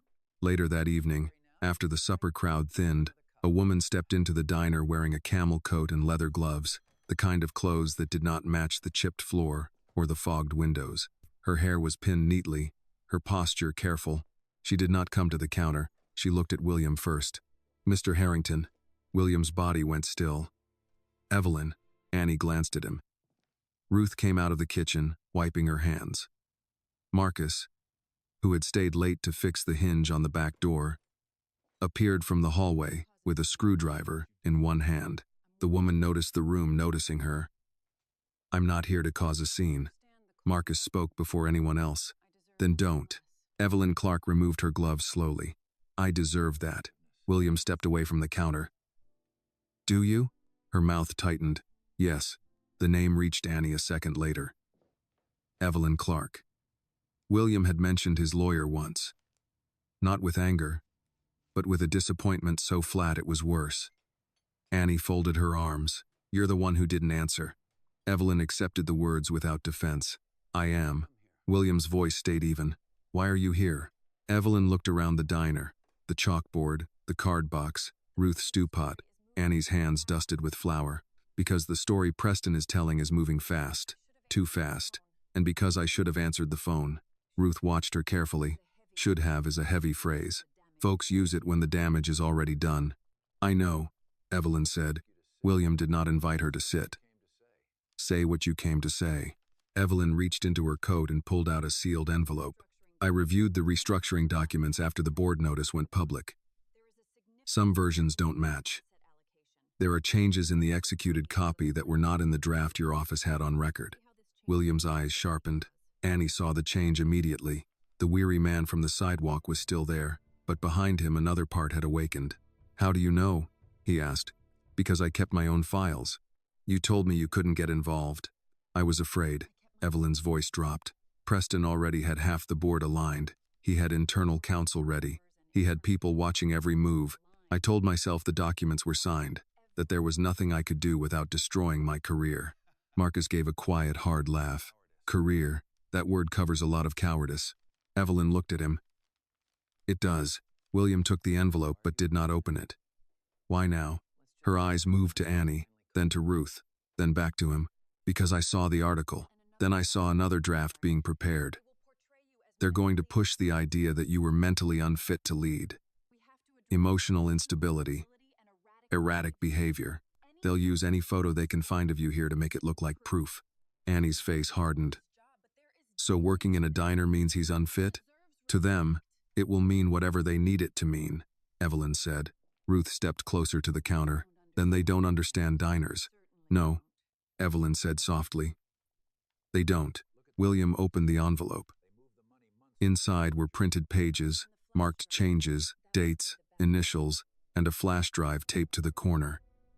He read the first page, then the second. His breathing slowed, not from calm, but from focus. This isn't enough, he said. No, but it's a start. Annie looked at the papers. A start for what? William did not answer at once. He looked toward the window, where night had settled over the street and snow gathered along the curb. Then he looked at the diner that had given him heat, food, and work when his old world gave him silence. A start, he said, toward making the lie work harder than the truth. Evelyn finally sat at the nearest table, but only after Ruth pointed to it. Annie poured coffee without asking. Not because all was forgiven, but because the woman's hands were shaking. Marcus stayed by the hallway, arms crossed, watching the door. For the first time since that frozen night, William had something more than grief and gratitude. He had a thread. Thin, uncertain, dangerous to pull, but real. Annie set a fresh bowl of stew near him. Eat before you start fighting billionaires and paperwork. He looked at her, almost amused. I was one of the billionaires. She shrugged. Then you know they get hungry too. William picked up the spoon. Around him, the diner kept breathing. Ruth at the stove. Annie behind the counter. Marcus by the door. Evelyn with her coffee and regret. Outside, Preston's version of the story moved through the city in clean sentences. Inside, the first messy pieces of the truth had arrived in a plain envelope. Evelyn did not leave when the diner closed. Ruth locked the front door, turned the sign to closed, and pulled the shade halfway down so anyone passing would see light but not invitation. Annie cleared the last cups from the counter while Marcus checked the back entrance twice, more from instinct than fear. William sat at the end table with Evelyn's papers spread before him, a pencil between his fingers and the bowl of stew Annie had forced on him still half full. You need to eat, Annie said. I'm reading. You can read with food in your mouth. Marcus snorted from the hallway. She's been telling me that for 2 years. William picked up the spoon, took one bite, and returned to the first page. Evelyn sat across from him, hands wrapped around her coffee though it had cooled long ago. She looked smaller than she had when she walked in, as if the diner had stripped the professional armor from her and left only the woman who knew she had waited too long. This draft is dated 3 weeks before I signed, William said. Yes, and this one was sent to my office? To your executive assistant, according to the system log. My assistant never showed it to me. Evelyn looked down. Because a revised summary replaced it the next morning. Preston's office requested that all prior versions be marked obsolete. William's jaw tightened. And nobody questioned why a transfer of control was being rushed under a summary memo? I did. He looked up. I questioned it once, Evelyn said. Preston told me you had approved the direction privately. He said you wanted the process quiet because investors were watching. I should have called you directly. I didn't. Why? She swallowed, because by then he had already started moving people. 2 senior counsels were pushed out. A finance director resigned without explanation. Everyone understood what happened to people who challenged him. Ruth came from the kitchen with a fresh pot of coffee. Fear makes cowards out of smart folks faster than ignorance ever could. Evelyn accepted the words without lifting her head. Yes, ma'am. Annie leaned against the counter, arms crossed. So Mr. Harrington signed papers he was never given the full truth about. That is one way to put it, Evelyn said. What's the plain way? Evelyn looked at her. He was misled. William corrected quietly. He was set up. No one argued. The heater clicked in the corner. Snow brushed against the windows like dry sand. Annie looked at the pages covered in legal marks and initials. Then at William. He was no longer the man she had found shaking outside the door, but he was not the old billionaire either. The old man would have filled the room with commands. This one read slowly, listened, asked for proof, and held his anger behind his teeth because he had learned what one reckless signature could cost. What do we do with it? Annie asked. William looked to Evelyn. We preserve everything, Evelyn said. No calls from personal phones. No sending files to people we don't trust. I'll make copies through a secure channel. We need the full execution trail, emails, metadata, witness statements if we can get them. Marcus frowned. In English, we need to prove the paper didn't become dirty by accident, Ruth said, setting the coffee down. Evelyn gave a tired smile. That is actually a good translation. William turned a page. Preston will expect me to run straight to court. Don't, Evelyn said. Not yet. If you file too soon with only this, his attorneys will frame it as grief, humiliation, and a desperate attempt to undo a business decision. Annie's eyes sharpened. That article already started that. Yes, Evelyn said. The article is groundwork. William set the pencil down. He wants me angry in public. He wants you loud, Evelyn said. Loud people are easier to dismiss. Ruth nodded once, then be quiet until quiet becomes heavy. That stayed in the room. Annie moved to the back counter and began wrapping leftover bread. Not because it needed doing that second, but because her hands wanted work. And what about us? William turned. What do you mean? If they're going to use pictures of you here, they're not just coming after you. They'll come after the diner too. They'll say Grandma and I are part of some scheme. They'll say I'm letting you hide here. Marcus's voice lowered. Let them come say it here. Annie looked at him. That won't stop rumors. No, William said. It won't. She waited. He did not soften the answer, and she respected him more for that. What we can do, he continued, is keep the diner clean in every way. Books, invoices, rent receipts, supplier contracts, donation cards, everything documented. If anyone says this place is a front, the numbers will show food, labor, customers, and a community that already existed before I walked in. Ruth folded her arms. Our books are honest. I know. Honest books still need to be organized. Annie gave him a look. You just found a polite way to say my notebook is a mess. It is a hard-working notebook. That means mess. It means we can make it stronger. Ruth gave Annie a small nod. Let him help with that part. Your handwriting is pretty, but pretty does not scare lawyers. Evelyn opened her briefcase and took out a plain folder. Start with copies of your lease. Supplier invoices. Payroll records, if any. Sales totals. And anything related to the Pay It Forward Bowl. Keep the original card system, but record daily counts. Not names, just numbers. Annie dried her hands slowly. I don't want people who need soup feeling tracked. They won't be, William said. We track the bowl, not the person. That matters. Yes, he said. It does. The conversation shifted from betrayal to preparation. The diner became a different kind of office. One with scratched tables and the smell of onions in the walls. Marcus found a cardboard box for documents. Annie labeled envelopes with a marker. Ruth took out an old metal cash box from under the counter and placed it on the table with more care than its dented lid deserved. Inside were receipts folded by month, rent stubs, repair notes, handwritten IOUs from customers Ruth had never intended to collect, and photographs from years of church suppers. William picked up one photo. Ruth stood younger behind a table of steaming trays. her late husband beside her, one hand resting near the same wooden sign that now hung outside Annie's diner. "That him?" William asked. Ruth's face warmed. "Samuel. He could fix anything except his own stubbornness." Annie smiled faintly. "Grandma says that because he wouldn't stop working when his knees got bad. He said chairs were for guests and old men," Ruth said. "Then he became an old man and still wouldn't sit." William set the photo down gently. "He helped start this place? He bought the first stove," Ruth said.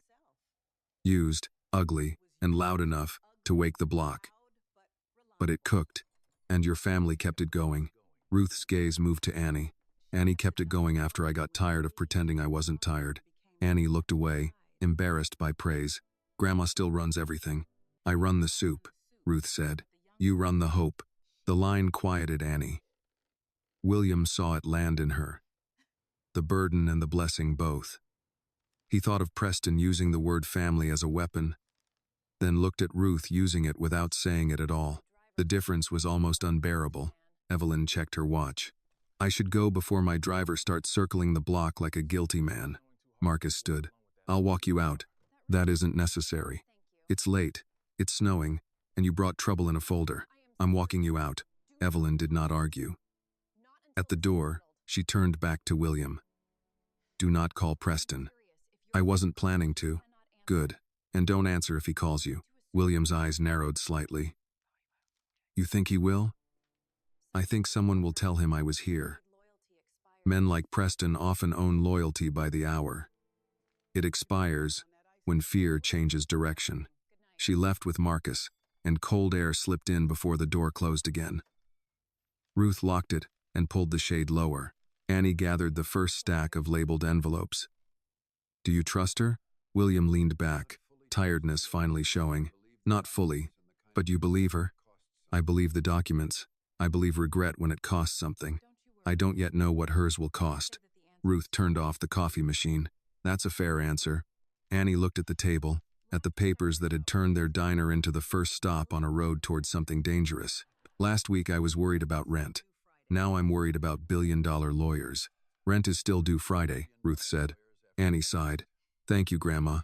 That really helped." William picked up the lease envelope. "Rent first, billion-dollar lawyers after breakfast." Annie laughed despite herself, and the sound eased the room. It did not erase the danger. It did not change the article, or Preston's plans, or the documents waiting to be copied, but it reminded them that fear did not get to take every chair at the table. The next morning came gray and hard. The snow had stopped, leaving the sidewalks crusted and the curbs packed with dirty ice. Annie arrived from the back room with her apron tied and her hair wrapped in a dark scarf. William was already at the counter, sorting receipts by month. "You slept?" she asked. "Some." "That means no." "It means some." Ruth came in behind her. Stubborn men think changing the word changes the truth. William placed another receipt into the proper envelope. "Good morning to you too, Miss Ruth." Before Ruth could answer, the front door opened, though the sign still said closed. Marcus stepped in quickly, his face serious. "Company," he said. A black sedan had pulled up across the street. Its engine ran, exhaust curling white behind it. A man in a dark coat stood near the curb, speaking into a phone. He did not enter. He only looked at the diner, then at the sign, then back to the phone. Annie moved toward the window, but William raised one hand. "Don't." "Who is he?" William's voice changed, calm in a way that made the room colder. "Someone Preston pays." Ruth reached for the coffee pot as if it were a weapon of routine. "Then we open on time." Annie looked at her. "Grandma, we open on time," Ruth repeated. "We serve coffee. We serve soup. We keep records. We don't let a man across the street decide how this place breathes." William looked from Ruth to Annie, then back to the sedan. The old instinct in him wanted to confront, to command, to strike first. But the diner had begun teaching him another kind of strength. The bell remained still. The man outside kept watching. Inside, Annie turned the sign to open, exactly at 6. Marcus took his stool. Ruth lit the stove. William slid the receipts into the metal cash box and placed it under the counter. The first customer came in stamping snow from his boots, unaware that the war had already reached the sidewalk. Annie smiled at him the way she always did. "Morning, Mr. Harris. Coffee?" The diner breathed in. The day began. And across the street, Preston's watcher lifted his phone to take the first picture. The picture was taken before the first pot of coffee had finished brewing. The man across the street lifted his phone, held it steady, and aimed through the front window as if Annie's warm bowl were evidence instead of a diner. William saw the movement in the reflection of the glass above the counter. He did not turn at once. That would have given the man what he wanted, a reaction sharp enough to be photographed, cropped, and explained by someone else. Annie poured coffee for Mr. Harris as if nothing had changed, but her hand was tighter around the pot. "He's still there." "I know," William said. "You want me to call someone?" "Not yet." Marcus sat at his usual stool, one hand around his mug, the other resting near the folded newspaper. "I could walk over and ask if he's lost." Ruth spoke from the kitchen. "You could also stay in your seat and not give him a story." Marcus grunted. "Miss Ruth, you take the fun out of bad ideas. I have had practice." The man outside lowered his phone, spoke into it, then lifted it again when William moved to set receipts beneath the counter. William adjusted his posture, not hiding, not performing. He had spent too many years in rooms where a single expression could shift stock prices. A camera through a diner window was crude by comparison. But crude tools still cut. The breakfast crowd noticed slowly. Mrs. Coleman leaned close to Annie when she picked up her bread and coffee. "Honey, that fellow outside bothering you?" "We're fine," Annie said. Mrs. Coleman's mouth tightened. Fine is what women say when they don't want other folks scared. Annie gave her a small smile. "Then we're almost fine." By 8, the watcher had company. A second car pulled up behind the sedan, and a younger man stepped out with a camera hanging from his neck. Not a phone this time. A real camera. He crossed the street, stopping just outside the window. He did not enter. He took pictures of the sign, the pay it forward line on the board, Marcus at the counter, Ruth carrying a pot from the stove, and William standing beside Annie with an order ticket in his hand. Annie put the ticket down. "That's enough." William's voice stayed low. "Annie, no, he can stand outside all he wants, but he doesn't get to take pictures of Grandma like we're animals in a cage." She moved toward the door before William could stop her. Marcus was on his feet at once, but Ruth called from the kitchen. "Marcus, let her speak. Just stand where she can see you." Annie stepped outside without a coat, the cold hitting her arms as the bell shook behind her. The photographer raised the camera again. She lifted one hand. "Don't." He lowered it halfway. "Public sidewalk. Then take pictures of the sidewalk. I'm with Northline Business Daily. We're covering a story involving William Harrington. You're standing in front of my diner. Is Mr. Harrington working here?" Annie looked at him, then at the sedan behind him. "If you want soup, come in and order. If you want gossip, you're blocking the door." The photographer gave a practiced smile. "People are asking questions about why a former CEO is hiding in a small neighborhood restaurant. He's not hiding. You found him before breakfast. Are you being paid to shelter him?" Annie's face changed, not into fear, into something steadier. "Paid? You think somebody needs to pay me to let a cold man come inside?" The photographer hesitated. That answer was too plain to twist easily in real time. The man from the sedan stepped closer, still holding his phone. "Miss Johnson, do you understand who you're involving yourself with?" Annie turned to him. "Do you understand you're standing in front of a place where people are trying to eat? Mr. Harrington is under serious scrutiny. Then scrutinize him somewhere else. My grandmother has stew on the stove." Behind the glass, William watched with his hand closed around the edge of the counter. Every instinct told him to go out there, to put himself between Annie and the men Preston had sent. But Ruth stepped beside him, her voice quiet. "Do not steal her moment. She shouldn't have to face them." "No, she shouldn't, but she is. There's a difference." Outside, the photographer tried again. "Miss Johnson, some are saying Harrington is using your business to rebuild sympathy after a failed leadership transition." Annie laughed once, not because it was funny. "My rent was due before I ever knew his name. My grandma was cooking before he walked through that door. This place was here when he had everything. And it was here when he had nothing. Don't make us smaller so your headline gets bigger. A couple of customers approaching the diner slowed to listen. Mr. Harris opened the door behind Annie and stepped out with his coffee. You done? He asked the photographer. Sir, we're conducting. You're blocking breakfast. Mrs. Coleman followed, wrapping her scarf tighter. And you're making people uncomfortable. The photographer looked annoyed. This is a public matter. Marcus finally came out, wiping his hands on a rag, then publicly moved 3 feet left. The man from the sedan lifted his phone again, but now more customers were watching him than the diner. That shifted the street. The men had come to observe, but the block had begun observing them back. Annie pointed toward the curb. You can stand there if you want, but don't shoot through my window at people who did not ask to be part of your story. The photographer lowered his camera. Can we at least ask Mr. Harrington for a statement? Annie opened the diner door. You can buy coffee like everybody else. Statements aren't on the menu. She stepped back inside, cheeks stung by cold but voice steady. Ruth met her at the counter and draped a towel over her shoulders. You went outside without a coat, Ruth said. I know. Next time, take one. Annie nodded. Yes, ma'am. William looked at her. You handled that better than most executives I've known. I'm not an executive. No. You're harder to scare. She let out the breath she had been holding. I was scared. That doesn't change what I said.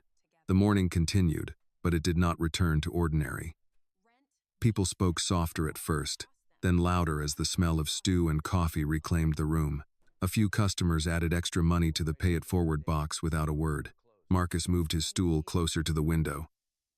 Mrs. Coleman sat longer than usual, knitting in the corner as if her presence were part of the lock on the door. Around 10, Evelyn called William on the diner phone, not his dead mobile. Annie handed him the receiver. You're on speaker? Evelyn asked. No. Good. The photos are already circulating. William looked toward the window. The photographer had gone, but the sedan remained. How bad? Not bad yet. Framed as curiosity. Former billionaire seen working in neighborhood diner. But I found something else. Preston's people are preparing a longer piece. It implies you transferred company funds to the diner. William's eyes hardened. Impossible. I know, but implication does not need proof to cause damage. It will damage Annie first. Yes. William looked across the room. Annie was helping Mr. Doyle open a stubborn jam packet, patient as if the world outside had not changed. Ruth was packing bread. Marcus was pretending not to watch every car that slowed. What do you need from me? William asked. Clean records. Today. Every dollar in, every dollar out. And a written statement from Miss Johnson that no Harrington funds entered the business. She shouldn't have to defend herself from a lie. No one should. But lies move faster when decent people assume truth will catch up on its own. William closed his eyes briefly. Send the format. After he hung up, Annie knew before he spoke that something had worsened. What now? They're going to suggest I put money into the diner. She stared at him. You don't have money. I'm aware. I mean, you came in freezing. You slept on our couch. You borrowed socks. I suspect that detail will not make the article. Ruth set the bread bag down with more force than needed. So now they come for the girl because the man would not stay broken. William's voice dropped. I'm sorry. Annie turned to him. Don't do that. Do what? Apologize like you broke our window before anybody throws the rock. He was quiet. She leaned both hands on the counter. You told me to organize the books. So we organized them. You told me honest records can stand up. So we stand them up. But you don't get to act like helping you was a mistake I made. William looked at her, and for the first time that day the pressure in his chest shifted. It may cost you. Lots of things cost us, Annie said. Rent costs us, beef costs us, winter costs us. That doesn't mean we stop opening. Ruth nodded toward the back. Get the metal box.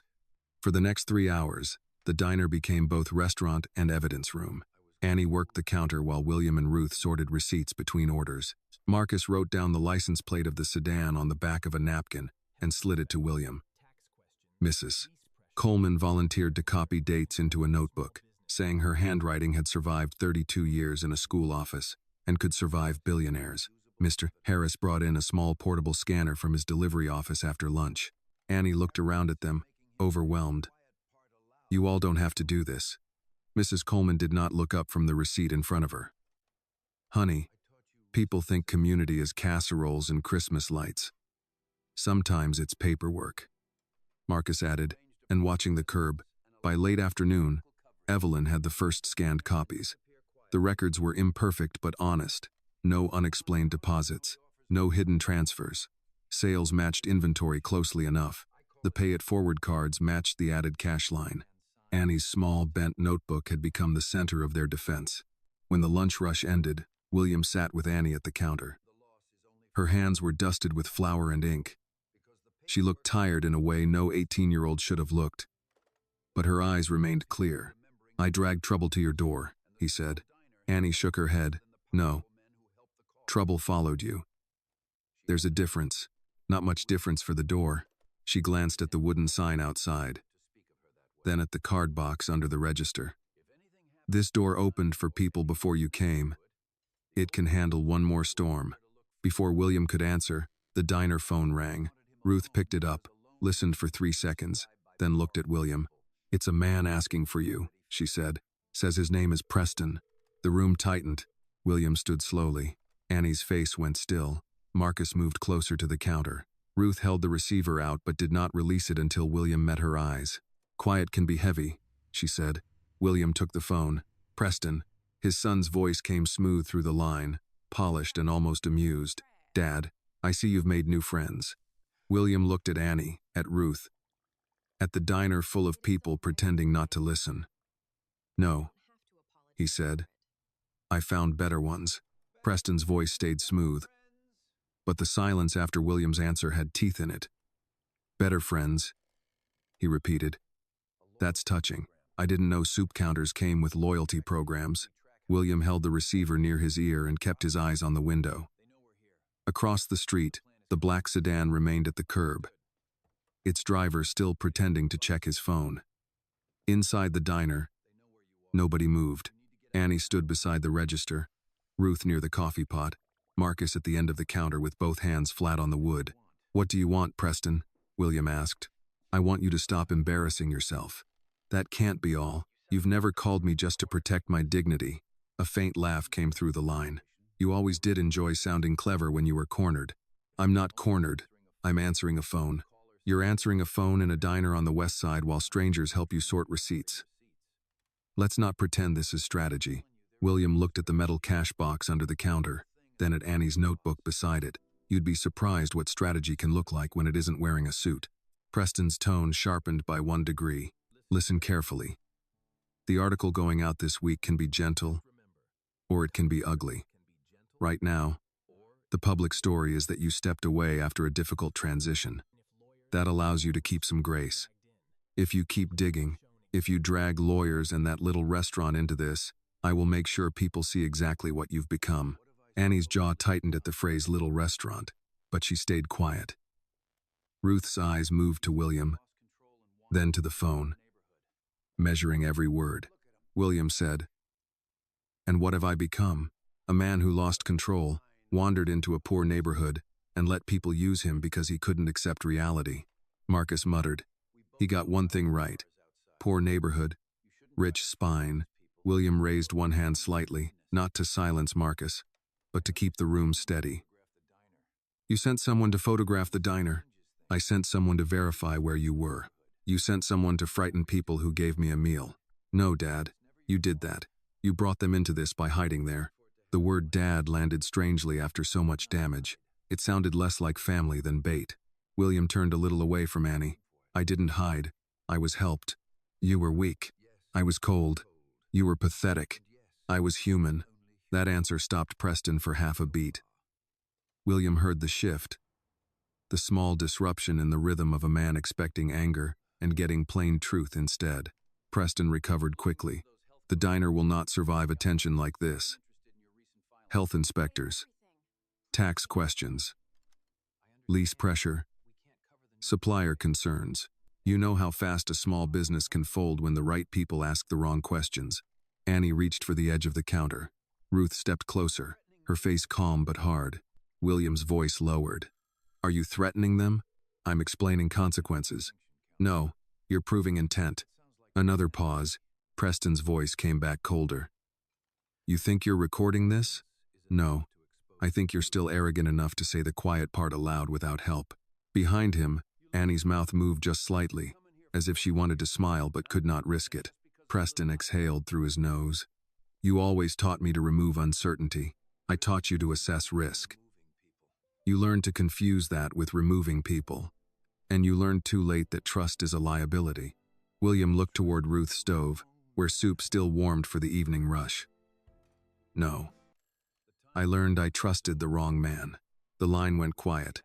When Preston spoke again, the amusement was gone.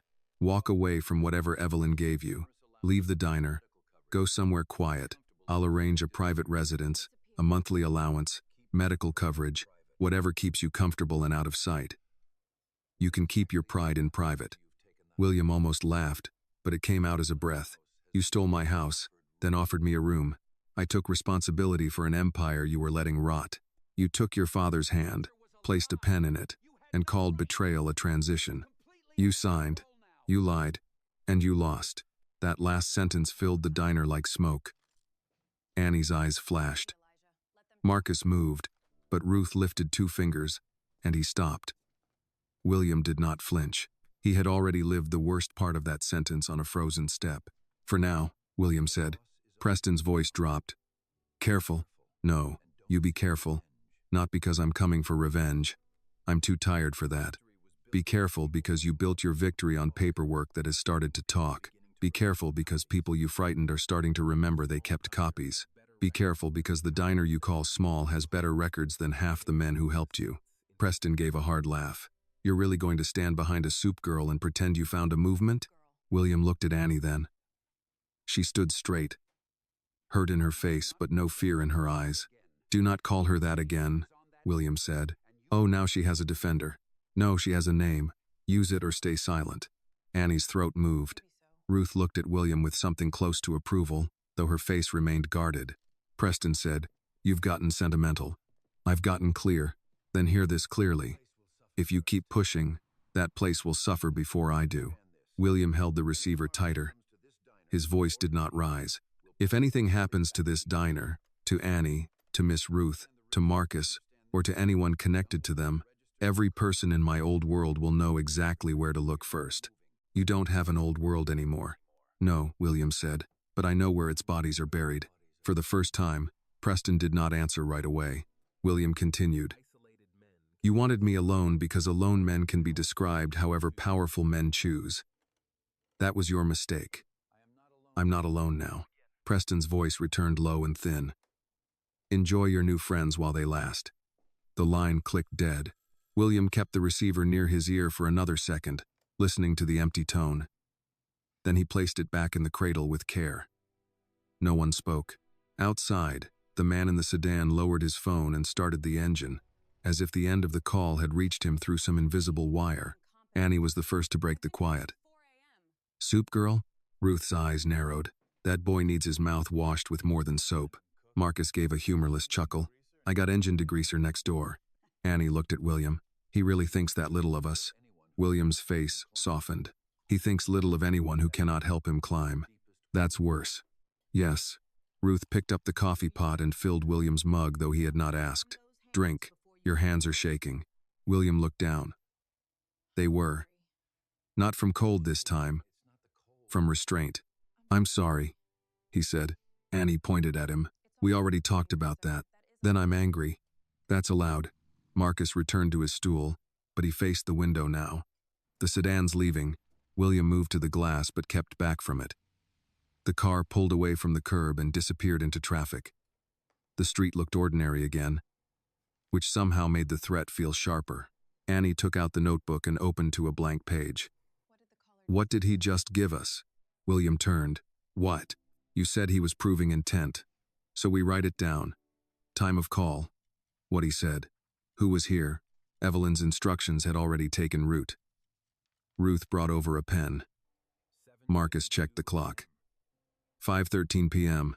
Annie wrote carefully. Call received at 5:13. Preston Harrington asked for William. Threatened bad press. inspections, tax questions, lease pressure, supplier concerns. He called them consequences, Ruth said. Annie added that. Used phrase consequences. Marcus said. Called this place little. Not illegal, William said. Still ugly, Marcus replied. Annie wrote anyway. Ruth sat beside her and added. Threatened the diner would suffer. William watched them turn an act of intimidation into record. It was not dramatic. No one shouted.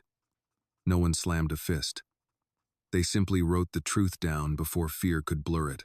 The door opened, and the supper crowd began with two mechanics from Marcus's shop. Annie closed the notebook and slipped it under the counter. Ruth returned to the stove. Marcus turned back to his coffee as if he had not been ready for war 10 seconds earlier. One mechanic sniffed the air. Smells like beef stew. Annie took a breath and smiled. Evening bowl or working bowl? Evening. Been a long day. You and everybody else, Marcus said. The diner resumed its rhythm. But something had changed. Customers who had heard part of the call or sensed its weight stayed longer. Mrs. Coleman came back with a folder of old receipts Annie had once written by hand for church suppers. Mr. Harris brought duct tape for the back door seal without being asked. A woman from the laundromat next door placed $5 into the pay it forward box and whispered, "For whoever he thinks doesn't matter." William helped Ruth carry bowls to the counter. Each simple movement steadied him. He had spent years thinking power lived in titles, bank accounts, contracts, and signatures. Now he saw another kind of power in ordinary people refusing to be pushed out of their own day. Near closing, Evelyn called again. Annie picked up, listened, then handed the receiver to William. "I heard from an associate at Harrington," Evelyn said. "Preston is accelerating the media piece. Tomorrow morning. What does it say? I don't have the full copy, but the angle is financial irregularity. It will suggest you used influence to funnel support into Annie's warm bowl after leaving the company." William glanced toward Annie, who was wiping the counter with slow, tired strokes. There was no money to funnel. "That won't matter in the first wave. We need to release the records before they publish." "To whom?" "Not business press. Local first. Someone who understands community, small restaurants, neighborhood history. If national outlets get the lie first, we'll be chasing smoke." William looked at Ruth. "Do you know any local reporters?" Ruth gave him a dry look. "I have lived in this neighborhood longer than some buildings. Of course I know a reporter." Annie turned. "Grandma? Lena Whitaker from the Tribune grew up 2 blocks over. Her mama used to sing in the church choir with me." Evelyn heard enough through the receiver. "Call her tonight." Ruth reached for the phone. "I'll call her after I finish the dishes." William almost objected, then stopped. He was learning. Soup first. Dishes. Records. Then war. Annie leaned beside him and said quietly, "You still think this door can handle one more storm?" William looked around the diner. The card box. The chalkboard. Ruth's steady hands. Marcus locking the front after the last customer. The receipts stacked like small shields. "Yes," he said, "but tomorrow, we reinforce it." Outside, the streetlights came on over the snow-dark pavement. Somewhere across the city, Preston was preparing a lie polished enough to travel fast. Inside Annie's warm bowl, Ruth dried her hands, dialed an old number from memory, and waited for a reporter who still knew the difference between a scandal and a neighborhood protecting its own. Ruth's call reached Lena Whitaker at 10:47 that night, and the first thing Lena said after hearing Ruth's voice was, "Miss Ruth, if this is about the church bake sale, I still owe you for 2 peach pies." Ruth sat at the end table with the diner phone pressed to her ear, one hand resting on the metal cash box. "This is not about pie. That sounds serious." "It is." William sat across from Annie, sorting copies into 3 piles, diner records, Harrington documents, and threat notes. Marcus stood near the front shade, checking the street every few minutes, while Annie wrote the timeline of Preston's call in her notebook. The room smelled of old coffee, paper, and the beef stock Ruth had left cooling on the stove. It was past closing, but nobody had gone home in the full meaning of the word. Ruth said, "I have a story, Lena. Not gossip. A real story. And I need someone who remembers this neighborhood before it became a place people only talk about when something bad happens." The voice on the other end changed. "I'm listening." Ruth explained enough to bring silence to the line. She spoke of William being found outside the diner. of the sudden photographs, of the accusation being prepared against Annie's warm bowl, of the clean records, and the community card box. She did not oversell. Ruth never had to. Her voice carried its own proof. Lena arrived 40 minutes later, in a long dark coat, hair pulled back, recorder in her pocket, notebook in hand. She was in her late 40s, with the tired eyes of someone who had seen too many public statements, and the firm posture of a woman who still believed facts mattered. When she stepped inside, Ruth met her near the counter. "You came fast," Ruth said. "You said someone was trying to make a lie look official." Lena removed her gloves. "That usually means I'm already late." Annie offered coffee. Lena accepted, then turned to William. "Mr. Harrington, Miss Whitaker, I'll be honest. I covered your company twice. Both times your people gave me polished answers and no access." "That sounds accurate. Tonight I'm not interested in polish." "Good," William said. "I don't have any left." Lena sat at the table and opened her notebook. "Then let's start with what can be verified. Miss Johnson, this is your business?" Annie sat across from her. "Mine and my grandmother's. Grandma started feeding people before there was a sign outside. I just help keep the lights on." Ruth called from the counter. "She does more than help." Annie looked down for half a second. "We run it together." Lena wrote that down. "When did Mr. Harrington first arrive?" Annie gave the date, the time as closely as she could remember, and the weather. She did not make it dramatic. She said he was cold, hungry, and sitting at the door after closing. She said she brought him inside because leaving him out there would have been wrong. Lena's pen moved steadily. "Did he offer you money?" "No." "Did he invest in the diner?" "No." "Did any account connected to Harrington Foods transfer funds here?" Annie's voice stayed clear. "No. He borrowed socks before he ever touched our notebook." Marcus made a low sound. "Put that in the article." Lena glanced at him. "I might." William slid the first folder across the table. Sales records, invoices, rent notices, supplier documents, daily counts for the Pay It Forward Bowl. "It is imperfect, but it is honest."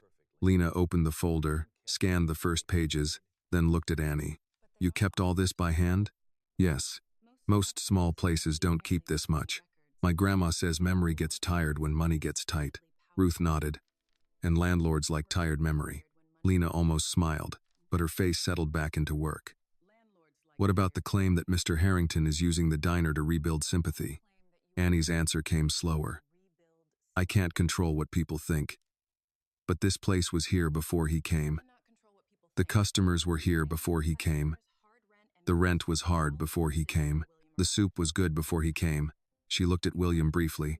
"He helped us see what we were doing wrong. That's not the same as owning us." William looked at the table. He had been named in thousands of rooms, but this was the first time someone defended the line between help and ownership with such care. Lena turned to him. "Why stay here?" He folded his hands. "Because they opened the door." "That's not a business answer." "It isn't a business decision." "Then what is it?" William took a breath. "I lost my company on paper. I lost my house through my own signature. I lost people who claimed they cared about me. This diner gave me shelter before it knew my name.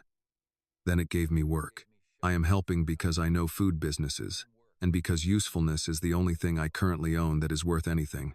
Lena did not write for a moment. "Do you intend to use Annie's warm bowl against your son?" "No." "Do you intend to reclaim Harrington Foods?" William paused. The old answer would have been immediate. "Yes. Everything. Every share. Every chair." But he looked at Annie's notebook, Ruth's cash box, Marcus standing watch near the shade, and the answer became less simple. "I intend to expose how he took it," he said. "What happens after that should be decided in daylight." Ruth's eyes moved to him, approving the restraint. Lena set her pen down. "I need to ask about race, because if I don't, someone else will ask it badly. Miss Johnson, do you feel used by a wealthy white man with a public problem?" Annie did not answer quickly.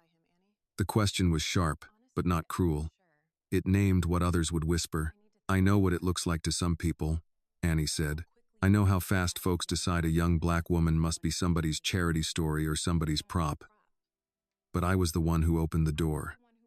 I was the one who chose not to walk past him." And I am the one who still decides what happens in my diner. Mr. Harrington doesn't speak for me. Lena nodded.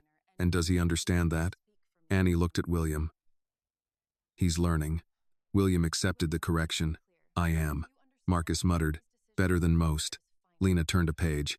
Miss Ruth, your view? Ruth leaned on the counter. My view is simple. A hungry man came in. We fed him. A broken man stayed. We gave him work. A useful man offered help. We accepted some and refused what did not fit. That is not a scandal. That is how neighbors used to behave before people started needing permission to be decent. Lena's pen moved faster. The interview lasted until after midnight. Evelyn joined by phone to confirm the documents Preston's side was preparing, and to state that no Harrington funds had entered Annie's warm bowl. Lena asked for copies, took photos of the chalkboard, the card box, the worn sign, the supplier invoice with the new rate, and Ruth's old cash box. She also asked to speak with customers in the morning. Before leaving, she stood by the door and looked back at the room. I can't promise what other outlets will do, but I can publish what I can verify before their piece runs. How soon? William asked. Early, before breakfast if my editor has a pulse. Ruth handed her a paper bag. Lena looked inside. Bread? And stew. Miss Ruth, I'm working. Then eat while working. Lena accepted the bag with a small smile. Yes, ma'am. After she left, the diner felt both lighter and more exposed. Annie locked the door, then rested her forehead briefly against the wood. William saw her shoulders rise and fall.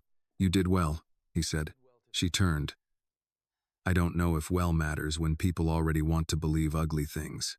It matters to the people still deciding. And the people who aren't? Ruth answered before William could. Some folks would call the sun suspicious if it rose over the wrong house. Don't spend your strength on them. Annie nodded, but her face showed the weight of the day. She gathered the cups from the table and carried them to the sink. William helped, without being asked. Near 1 a.m, when Marcus finally left through the back to cross into his shop, he paused beside William. That sedan comes back. I'll know. Thank you. Marcus pulled on his cap. Don't thank me yet.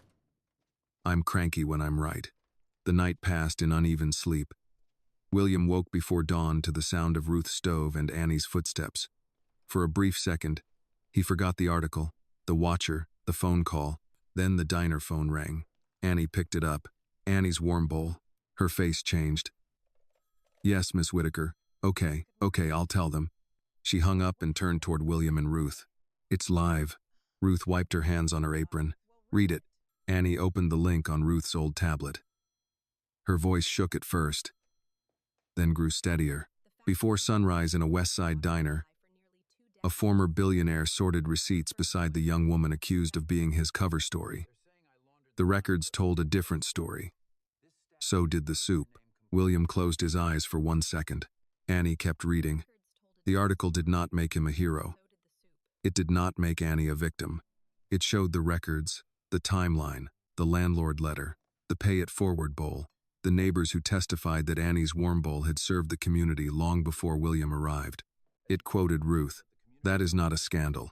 That is how neighbors used to behave before people started needing permission to be decent.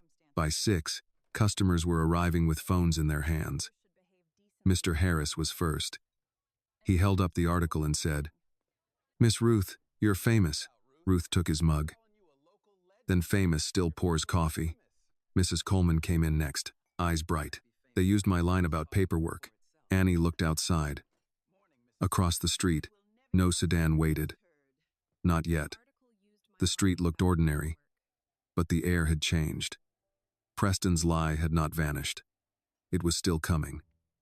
But now it would not arrive first. William stood beside the counter as Annie turned the sign to open. For the first time in days, he saw her smile before the work began. What now? She asked. He looked at the full coffee pot, the warm stove, the article spreading across the city, and the first customers shaking snow from their boots. Now, he said, we serve breakfast before they figure out how to answer the truth. By 7 that morning, Annie's warm bowl was fuller than it had been on any weekday Ruth could remember. The article had traveled faster than the snowplows. Customers came in holding phones, folded newspapers, and the kind of cautious excitement people bring when a place they love has suddenly been seen by the outside world. Some came for breakfast. Some came to make sure Annie was all right. Some came because they had read about the Pay It Forward Bowl and wanted to add their $2 without making a fuss. Annie kept moving. Coffee, bread, soup tickets, change, thank you, good morning, yes ma'am, no sir. The line starts there. Her smile stayed steady, but William saw the strain under it. Attention was another kind of weather. Even when it was warm, it could wear a person down. Mr. Harris stood near the door helping people understand the new system. Order at the counter. Pick up at the end.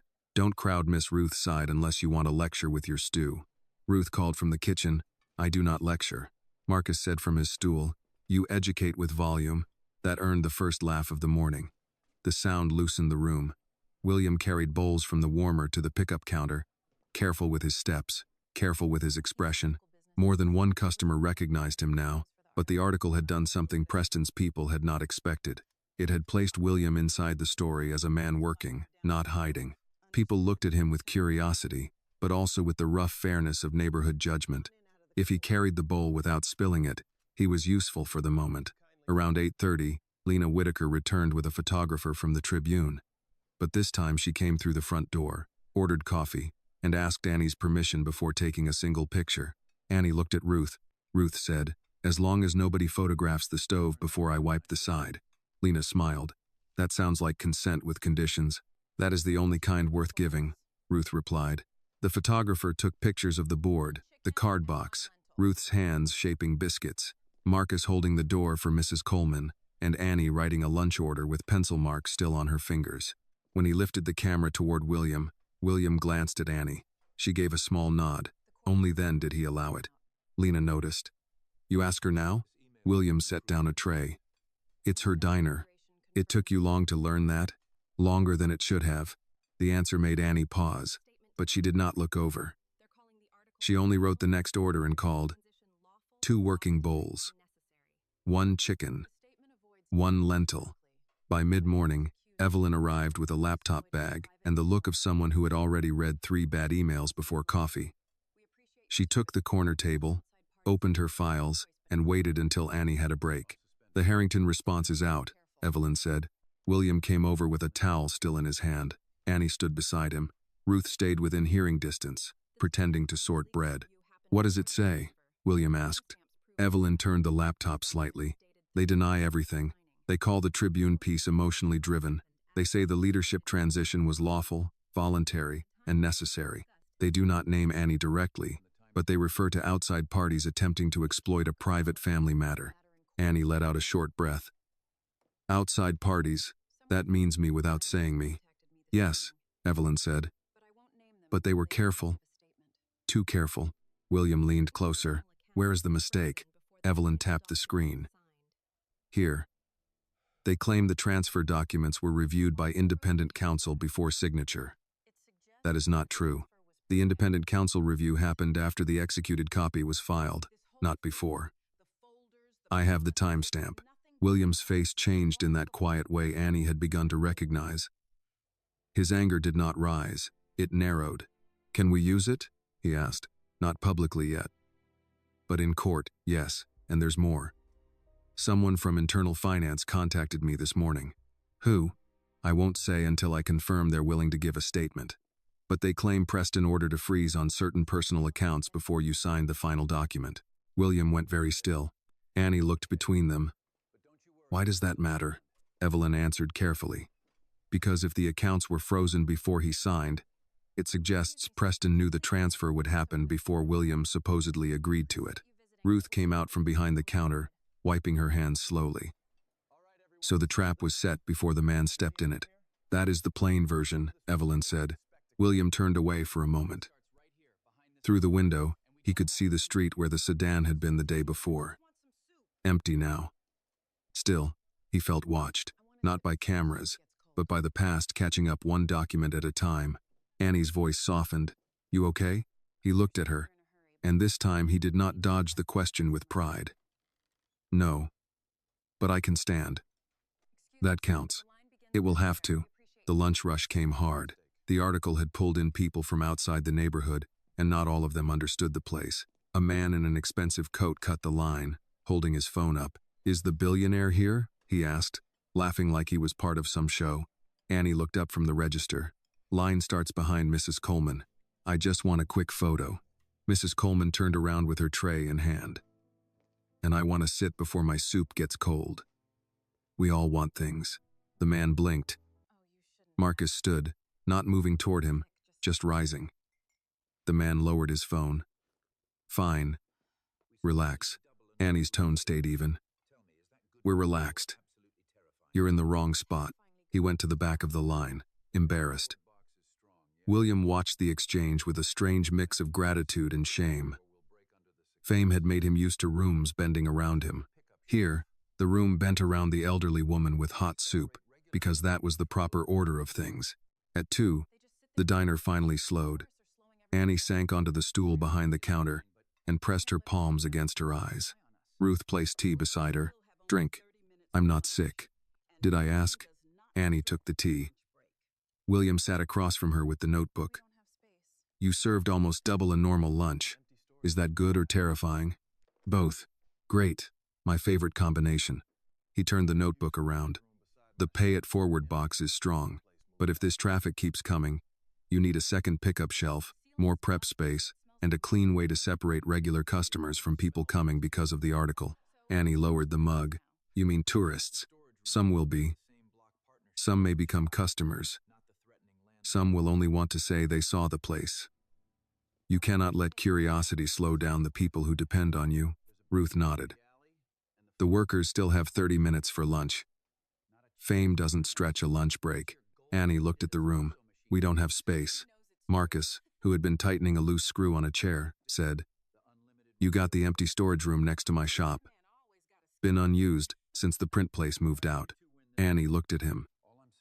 "That place has a busted ceiling and smells like motor oil. Ceiling can be fixed. Smell builds character." William leaned forward. "Who owns it?" "Same block partnership that owns my shop." "Not Kaplan." That made everyone quiet for a second. William's mind began moving. "How large?" "Maybe 600 square feet. Back door opens to the alley. Front faces the same street." Annie stared at him. "No, I haven't said anything yet. You made the face." "What face?" "The face where a small idea becomes expensive." Ruth pointed at Annie with her tea towel. "That one is accurate." William did not deny it. "I'm not suggesting expansion today. I'm suggesting we look. If the space is affordable, it could become prep and pickup. Not a second restaurant. A relief valve." "A relief valve sounds like plumbing." "In restaurants, plumbing matters." Marcus grabbed his coat. "Come on then. I'll show you before you turn the whole block into a spreadsheet." Annie hesitated, but Ruth took the mug from her hand. "Go look. Looking is free. Nothing is free when Mr. Harrington is thinking." William stood. "That is also accurate." The 4 of them crossed the sidewalk after Annie put on her coat. The air was sharp but clearer than the day before. A few people outside the diner nodded as they passed. One woman called, "Good article, Annie." Annie lifted a hand, shy but proud. Marcus unlocked the neighboring space. The door stuck at first, then gave with a scrape. Inside, the room was dim, dusty, and cold. Old shelves lined one wall. The ceiling had water stains. The floor needed work, but the space was real, and through the front window Annie could see her own diner sign next door. "No," she said again, quieter this time. William looked around. "You say no when you're scared." "I say no when I see bills." "Good. Fear of bills keeps people honest." Marcus tapped the wall. "This side connects close to your kitchen alley. Could run orders from the back if city permits don't make everybody cry." Annie walked to the window. From there, she watched Ruth moving inside the diner, pouring coffee for Mr. Doyle. The thought of more space should have felt exciting. Instead, it felt like standing too close to a road she had not planned to cross. William came beside her, leaving a respectful distance. "This does not happen unless you want it. I want Grandma to stop worrying about rent. That is not the same as wanting this. I want people fed. That is still not the same." She looked at him. "Then what do I want?" He shook his head. "I can help with numbers." "Not that. For once, the answer did not sound like strategy. It sounded like respect. Annie looked back at the diner. If we did this, we don't make it fancy. No. No rich people soup with foam or tiny bowls. Absolutely not. No pushing out the people who came before the article. That is the first rule. And if it starts changing us, we stop. William nodded. Agreed. Marcus looked between them. So that's a maybe. Annie sighed. That is a don't tell Grandma yet. Ruth's voice came from the doorway behind them. Too late. They turned. She stood with her coat over her apron and one eyebrow raised. Annie groaned. Grandma. Ruth stepped inside, looked once at the stained ceiling, once at the wall, once at William. It needs work. Marcus smiled. So do most good things.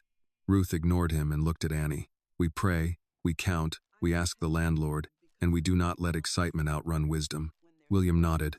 That is exactly right. Ruth looked at him. I wasn't asking if it was. He lowered his gaze with the smallest smile. No, ma'am. That evening, Evelyn called again. The finance employee had agreed to meet, but only if William came without press and without anger. The meeting would be the next night, at a union diner near the old freight yards. Annie heard enough from the counter. You're not going alone. William covered the receiver. That is not your burden. She gave him a look. You're in my diner, remember? Trouble followed you here. We already discussed the difference. Marcus lifted his hand. I'll drive, Ruth said, and I'll pack food. People tell the truth better when their stomachs aren't fighting them. William looked at them, at this unlikely council gathered under old lights, and felt again the weight of Preston's mistake. His son had thought a man without wealth would be alone. He had never understood that some doors, once opened, did more than shelter. They gathered people. William returned to the phone. Tell them I'll be there, he said to Evelyn. And tell them they won't be walking into an ambush, Annie added from the counter. Tell them there'll be sandwiches. Evelyn paused. Sandwiches? William looked at Annie, then at Ruth, then at Marcus, all waiting as if this were now part of the legal strategy.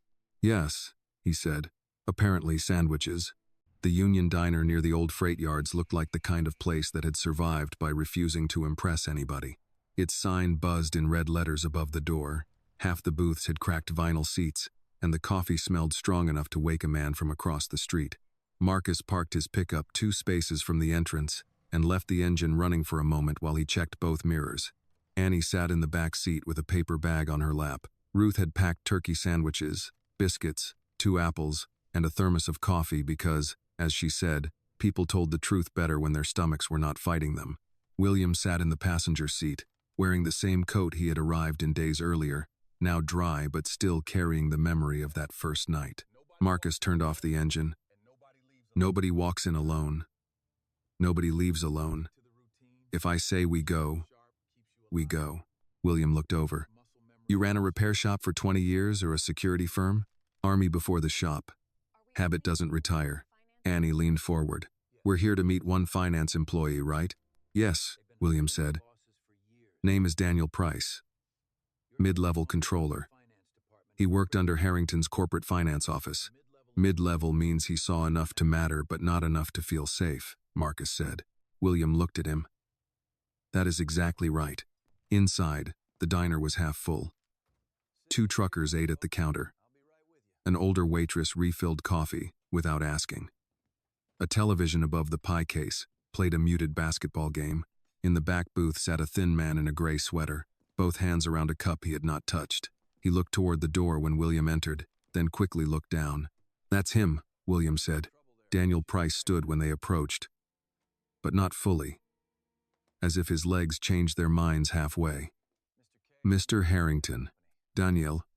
His eyes moved to Annie and Marcus. They're with me, William said. Daniel swallowed. I thought it would just be you. I don't do alone very well lately. That answer seemed to disarm the man more than any explanation. He sat back down. Marcus took the booth behind them, close enough to hear, far enough to give the meeting shape. Annie slid into the seat beside William and placed Ruth's paper bag on the table. Daniel glanced at it. What's that? Sandwiches, Annie said. I'm not hungry.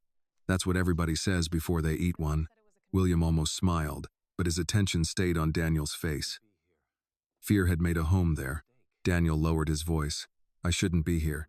Probably not, William said. But you are. I have a mortgage. My wife is 7 months pregnant. Preston's people know everything. They know what school my wife works at. They know where we live. Annie's face changed. He threatened your wife? Not directly. Men like that don't have to. Daniel rubbed both hands over his cup. A senior VP told me loyalty would be remembered. Then he mentioned my benefits package. Same conversation. William felt the old anger rise, but he kept his voice level. What did you see? Daniel took a folded envelope from inside his jacket but did not hand it over. Before you signed the restructuring papers, certain personal accounts tied to you were flagged for internal restriction, not a full freeze, more like a staged lock. It was entered as a risk control measure pending governance transition. Annie leaned in slightly. In plain words, Daniel looked at her. They started blocking him before he agreed to give anything up. William's eyes stayed on the envelope. Who ordered it? Preston's office. The request came through Miranda Vale, his chief of staff. But the approval note referenced his direct instruction. Daniel's voice tightened. I saw it in the system. I copied screenshots. Then I got scared and deleted the local files, but not before sending them to an old personal drive. Why did you keep them? William asked. Daniel gave a short, helpless laugh. Because my father worked 30 years as a payroll clerk and told me numbers don't belong to the powerful. They belong to the truth.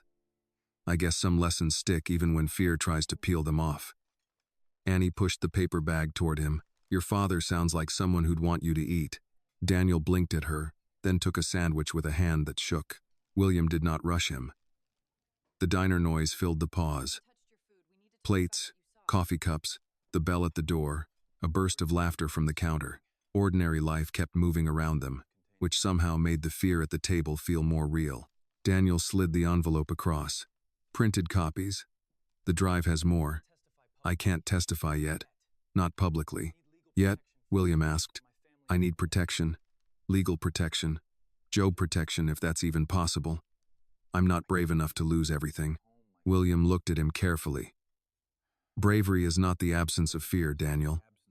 It's knowing exactly what fear can cost, and still placing one piece of truth on the table. Daniel's eyes reddened. I waited too long. So did I, William said. That quiet confession changed the air between them. Annie opened the envelope just enough to see the first page, then stopped.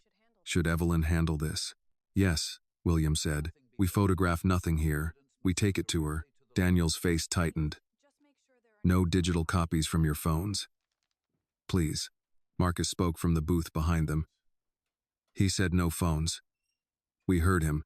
Daniel turned, as if he had forgotten Marcus was there. Thank you. Marcus nodded once. Keep eating. Daniel took another bite because Marcus made it sound less like a suggestion than traffic law. William placed the envelope inside Ruth's paper bag, between the biscuits and the thermos, where no one glancing at the table would think to look. Annie noticed and almost laughed despite the tension. Grandma's biscuits are now evidence storage, she said. Your grandmother would approve if the biscuits are respected, William said. She'll ask if the truth got crumbs on it. Daniel managed the smallest smile, then his face sobered. There's something else. Preston is not only trying to bury the transfer issue, he's looking at properties near your diner. Annie went still. What properties? I don't know all of them. But I saw a memo about West Side community food assets and neighborhood acquisition opportunities. It mentioned Annie's Warm Bowl by name. William's expression hardened. He wants the block, maybe not the whole block, but enough to pressure you, enough to make it look like redevelopment. If he can't discredit the diner, he may try to price it out. Annie sat back, the sandwich bag crinkling under her hand. So he calls us small, then tries to buy the ground under us. Daniel looked ashamed, though he had not caused it. That's how the memo read. Marcus slid out of his booth and stood beside the table. Meeting's done. William looked up. Why? Marcus's eyes were on the front window. A dark SUV had slowed near the diner. It did not park. It rolled past once, then turned at the corner. Daniel's face drained. I knew this was a mistake. Annie spoke quickly but calmly. Look at me, Mr. Price. You're leaving with us. Marcus parked close. You won't walk out alone. I shouldn't have come. But you did, Annie said. So don't waste the part where you were brave. Marcus dropped cash on the table for coffee they had barely drunk. Back door?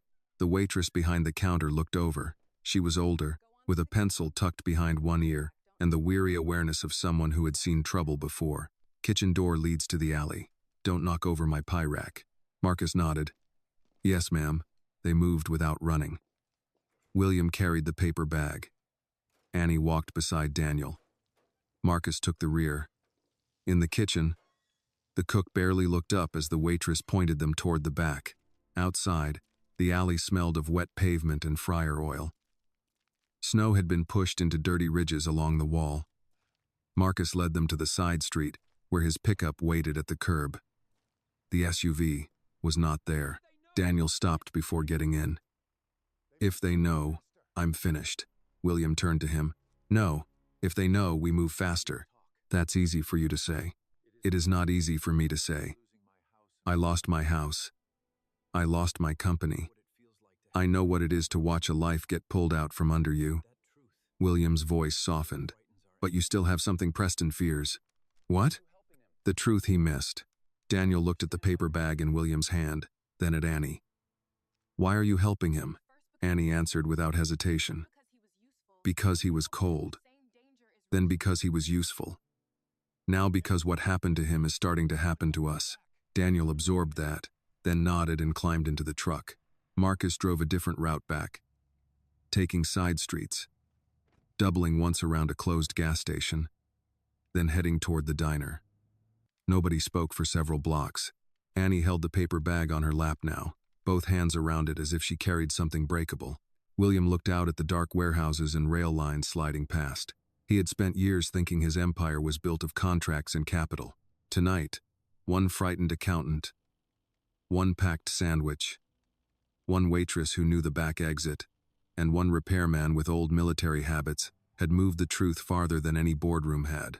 When they reached Annie's warm bowl, Ruth was waiting inside with Evelyn on speakerphone and the metal cash box open on the table. Well? Ruth asked. Annie lifted the paper bag. Grandma, your biscuits helped smuggle evidence. Ruth looked at William. Did they get crushed? No, Mom. Then continue. Evelyn's voice came through the phone. Tell me exactly what you have. William removed the envelope and set it on the table. His hands were steady now. Proof they restricted my accounts before I signed. And a warning that Preston may be targeting this block. Ruth's face did not change, but her eyes cooled. Then he has poor manners and worse judgment. Annie looked toward the front door, the same door she had opened for William in the snow. What happens now? William looked at the envelope, then at Annie, Ruth, Marcus, and the phone glowing on the table. Now we stop defending only the diner. We defend the whole block. Marcus nodded slowly.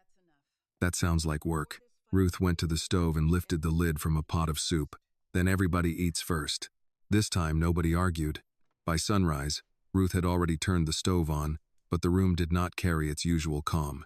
The pot was there, the bread was there, the coffee was there, yet every person inside Annie's warm bowl knew the fight had moved beyond one diner. Preston was not only trying to damage William's name, he was circling the block itself, looking for weak leases, tired owners, unpaid repairs, and people who could be pressured one at a time. Marcus came in before opening with a folder under his arm and a strip of dried paint on his sleeve. I made calls. Annie looked up from the counter. You made calls before 6? People over 50 wake up early whether we want to or not. He placed the folder beside William. The laundromat's month to month. The barber has a lease expiring in March. The print shop space is empty. My shop has 3 years left, but the partnership that owns it has been getting letters. William opened the folder. Letters from whom? Some development firm. Lakefront Renewal Partners. Evelyn, who had arrived with dark circles under her eyes and a legal pad in hand, stopped mid-sip of coffee. That name came up in one of Preston's side filings. William turned to her. Connected? Not openly, but the registered agent overlaps with a firm Harrington used for property acquisitions 5 years ago. Annie wiped her hands on her apron. In regular words, Ruth answered from the stove. Preston put on a different hat and knocked on the same doors. That is possible, Evelyn said. We need proof before saying it. Marcus pulled out a chair. Then we get proof before they get the block. By 7, the first customers arrived, and the day began the way it always did. Coffee poured, bread sliced, soup ladled, change counted. But between orders, Annie wrote down names of business owners on a brown paper bag. Laundromat, barber, repair shop, corner grocery, church pantry, bus office, senior apartments. William watched her hand move fast, her writing uneven from the rush. You don't have to carry all of this, he said. She did not look up. I'm not carrying it alone. No, but you are putting yourself in the center. Annie stopped writing. Mr. Harrington, when you came to our door, you were one man in the cold. Now it's a whole block. If we open the door for one and close it for the rest, what was the point? He had no answer ready, which he had learned usually meant she had said something worth keeping. At 10, they held the first meeting in the diner. Ruth closed for 1 hour, something she hated doing, and taped a note to the door. Community meeting. Coffee inside. The room filled with people who did not usually sit at the same table unless weather forced them to. Shop owners, older tenants, church volunteers, drivers, mechanics, a retired postal worker, and Mrs. Coleman with a notebook of her own. The barber, Mr. Alvarez, spoke first. I got a letter offering to buy out my lease. Looked polite, but the number was insulting. The laundromat owner, Denise Park, folded her arms. Mine said the building needed modernization. That's what they call it when they want you gone, but don't want to sound cruel. Mrs. Coleman lifted a printed letter. The senior building got a survey asking residents if they'd consider relocation assistance. Nobody asked if they wanted to relocate. A low anger moved through the room. Not loud, not wild. Older anger. The kind that had paid taxes, swept sidewalks, fixed signs after storms, and still had to prove it deserved to stay. William stood near the counter, letting them speak before he did. In his old life, he would have taken control of the room by instinct. Today he waited until Annie gave him a small nod. These letters are not random, he said. They are testing who feels alone. That is how acquisitions begin in neighborhoods like this. One owner thinks they are the only one receiving pressure. One tenant thinks no one else is worried. One business signs because they believe resistance is impossible. Denise looked at him. And what do we do? Some of us don't have lawyers. Evelyn stepped forward. Today, you have one for the first review. I'll look at every letter here and help you understand what it is and what it is not. No one signs anything today. No one agrees by phone. No one meets privately without telling someone else. Marcus nodded. Buddy system for paperwork. I like it. Ruth set a tray of coffee cups on the counter. And everybody eats something. Hungry folks make rushed decisions. Mr. Alvarez took a biscuit. Miss Ruth, you make biscuits sound like legal defense. Sometimes they are. The first laugh came, and with it, the room loosened enough to think. Annie brought out the metal cash box. Not for money this time, but for copies. We'll keep a community file here. Only copies, not originals. Dates, letters, calls, visits. If somebody gets pressured, we write it down. Mrs. Coleman raised her pen. I can help with records. My handwriting has outlived 3 principals and 1 school superintendent. Then you're hired, Annie said. Paid? With coffee. Fair enough. William watched the room form its own structure. It was not a corporation. No titles, no boardroom, no hierarchy. But it had something many corporations faked and few earned. Trust moving across tables. The meeting ended with a plan. Evelyn would review letters. Marcus would speak to the property partnership about the empty space next to the diner. Mrs. Coleman would organize a call log. Lena Whitaker would receive verified updates, not rumors. Annie and Ruth would keep the diner open as the gathering point. William would map the acquisition pattern without putting Annie's name on anything that could be used against her. After everyone left, Annie sank onto a chair and pressed her pencil to the paper without writing. This is bigger than I thought. William sat across from her. It usually is. Do you ever get tired of being right about bad things? Yes. She looked at him. Then be right about something good. He considered that. All right, this block has leverage. Annie blinked. That's your good thing? It is. You have press attention, organized records, long-term tenants, local support, and a community story people already care about. Preston can pressure one lease. He cannot quietly erase a block that is paying attention. Ruth came over with a towel in her hand. That sounded almost hopeful. I can try again with more warmth. Don't strain yourself. The diner reopened for lunch, and the crowd came steady. Word of the meeting traveled faster than the smell of stew. People brought letters folded in purses, envelopes from landlords, business cards from developers, and stories of phone calls that now sounded different when compared side by side. By late afternoon, the community file had grown thick. Then Kaplan arrived. He came in without his usual smile. Snow clung to his shoulders, and his eyes moved over the busy room. The folder box, Evelyn at the corner table, Marcus by the window, William behind the counter. Miss Johnson, Kaplan said, we need to discuss the lease. Annie stood upright. You can speak with me here. I prefer private. I don't. His face tightened. This is a business matter.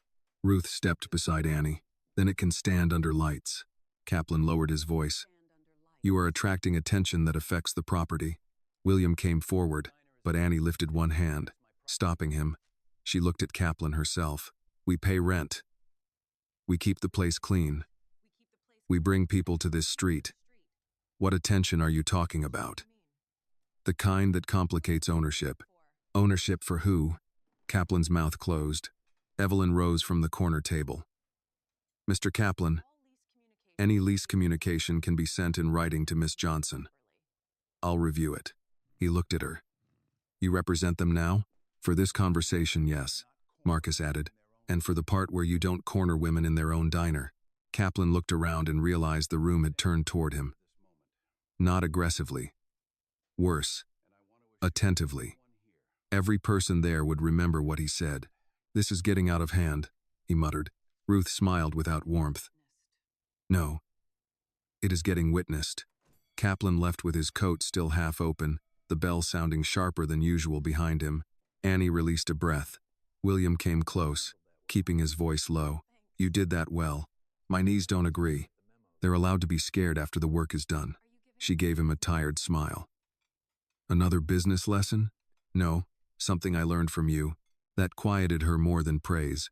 Near closing, Marcus returned from a meeting with the property partnership that owned the empty space next door. He placed a key on the counter. Annie froze. What is that? Temporary access. 30 days. They'll consider a short lease if we clean it up and show a plan. William picked up the key, then placed it in front of Annie. Your decision.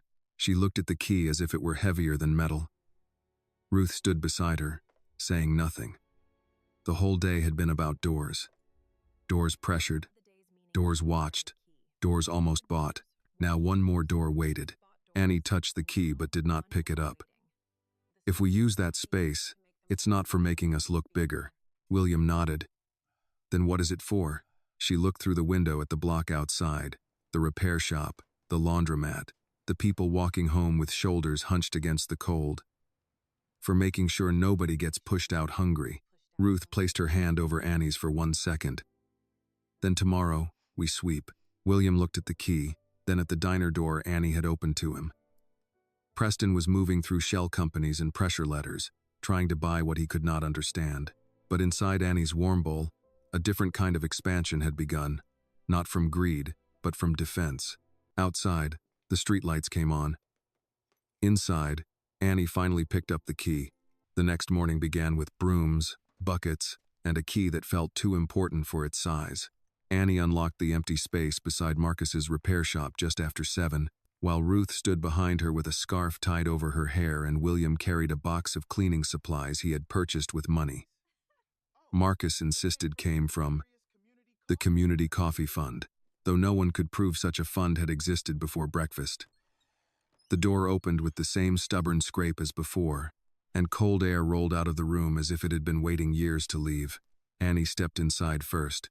Dust coated the old shelves. A broken sign from the former print shop leaned against one wall. The ceiling showed stains, the floor was rough, and the back corner smelled faintly of oil and wet cardboard. She looked around and let out a breath. This is going to take more than one broom. Marcus came in behind her. I brought 3.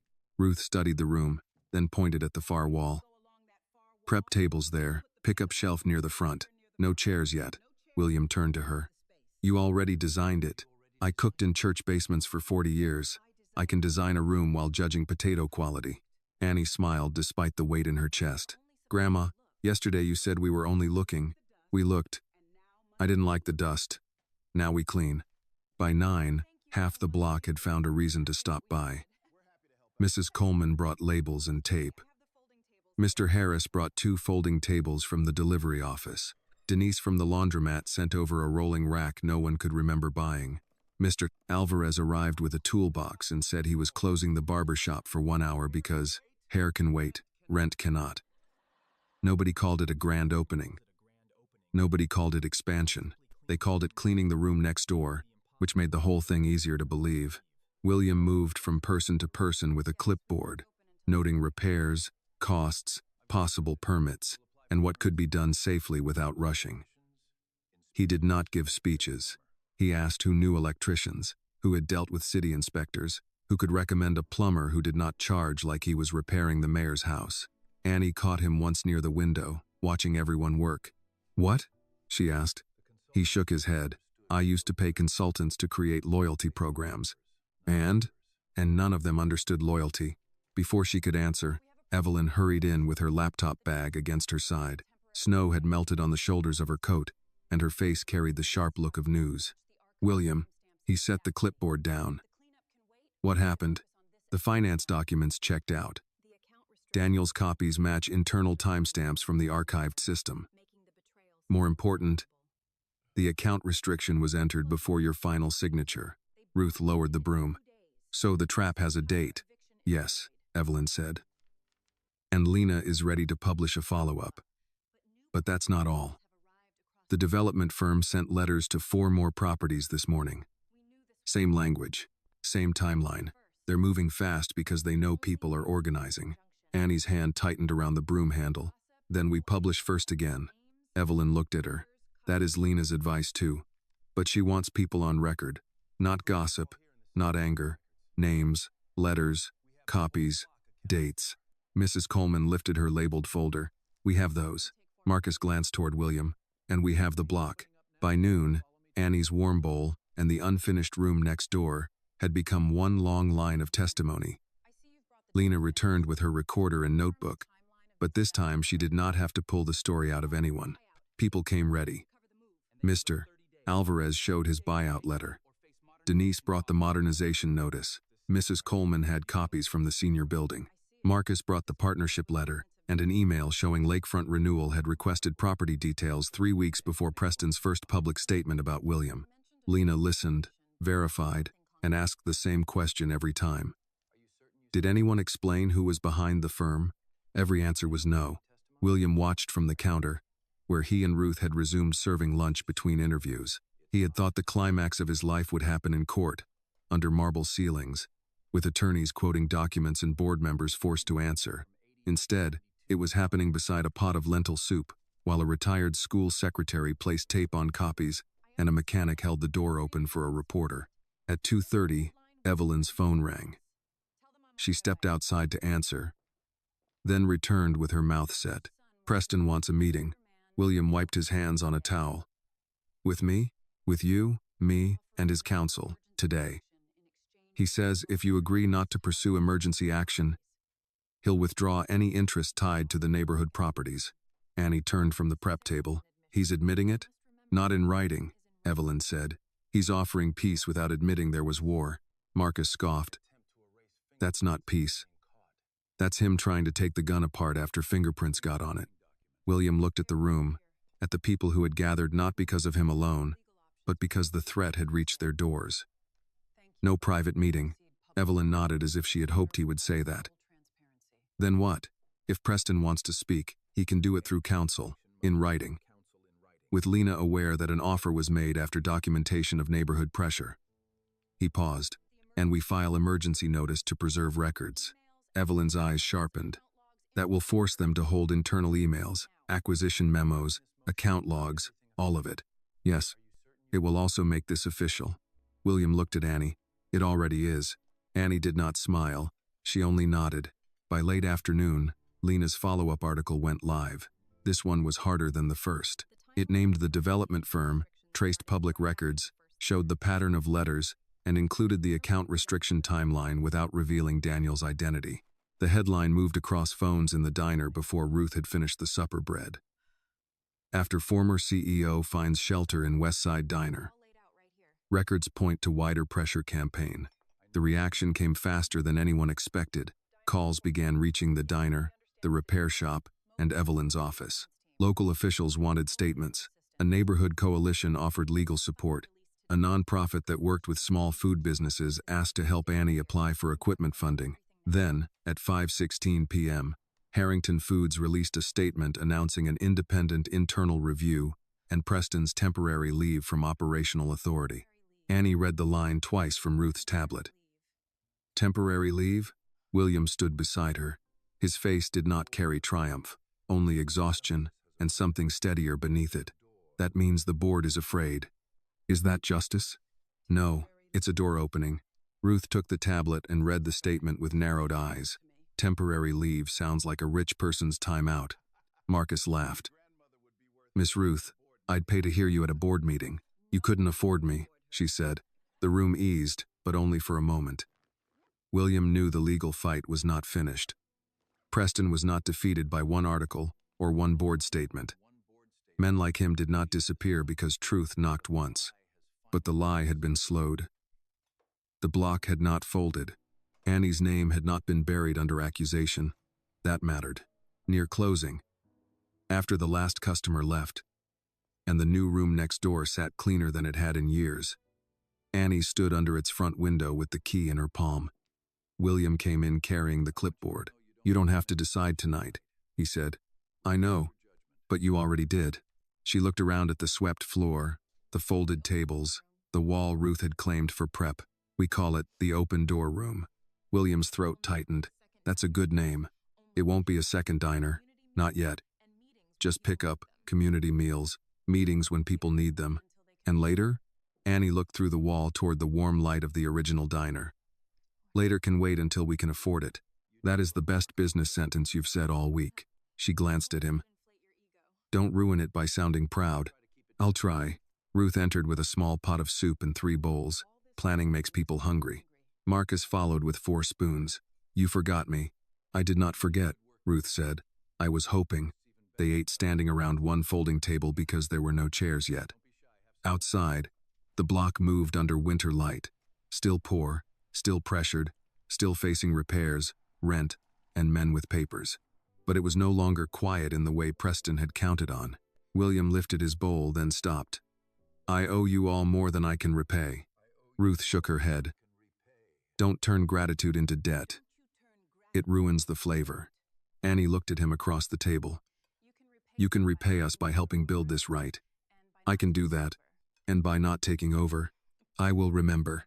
And by sleeping more than 3 hours. Marcus pointed his spoon at William. That one's non-negotiable.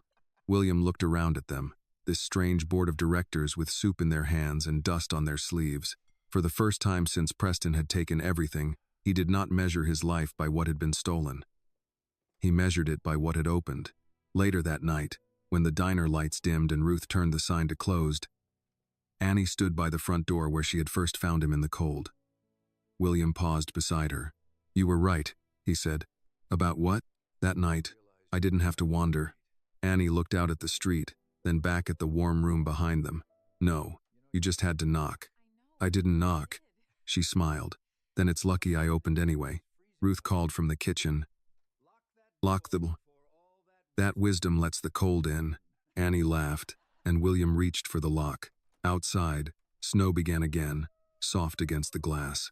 Inside, the stove cooled. The records rested in their boxes.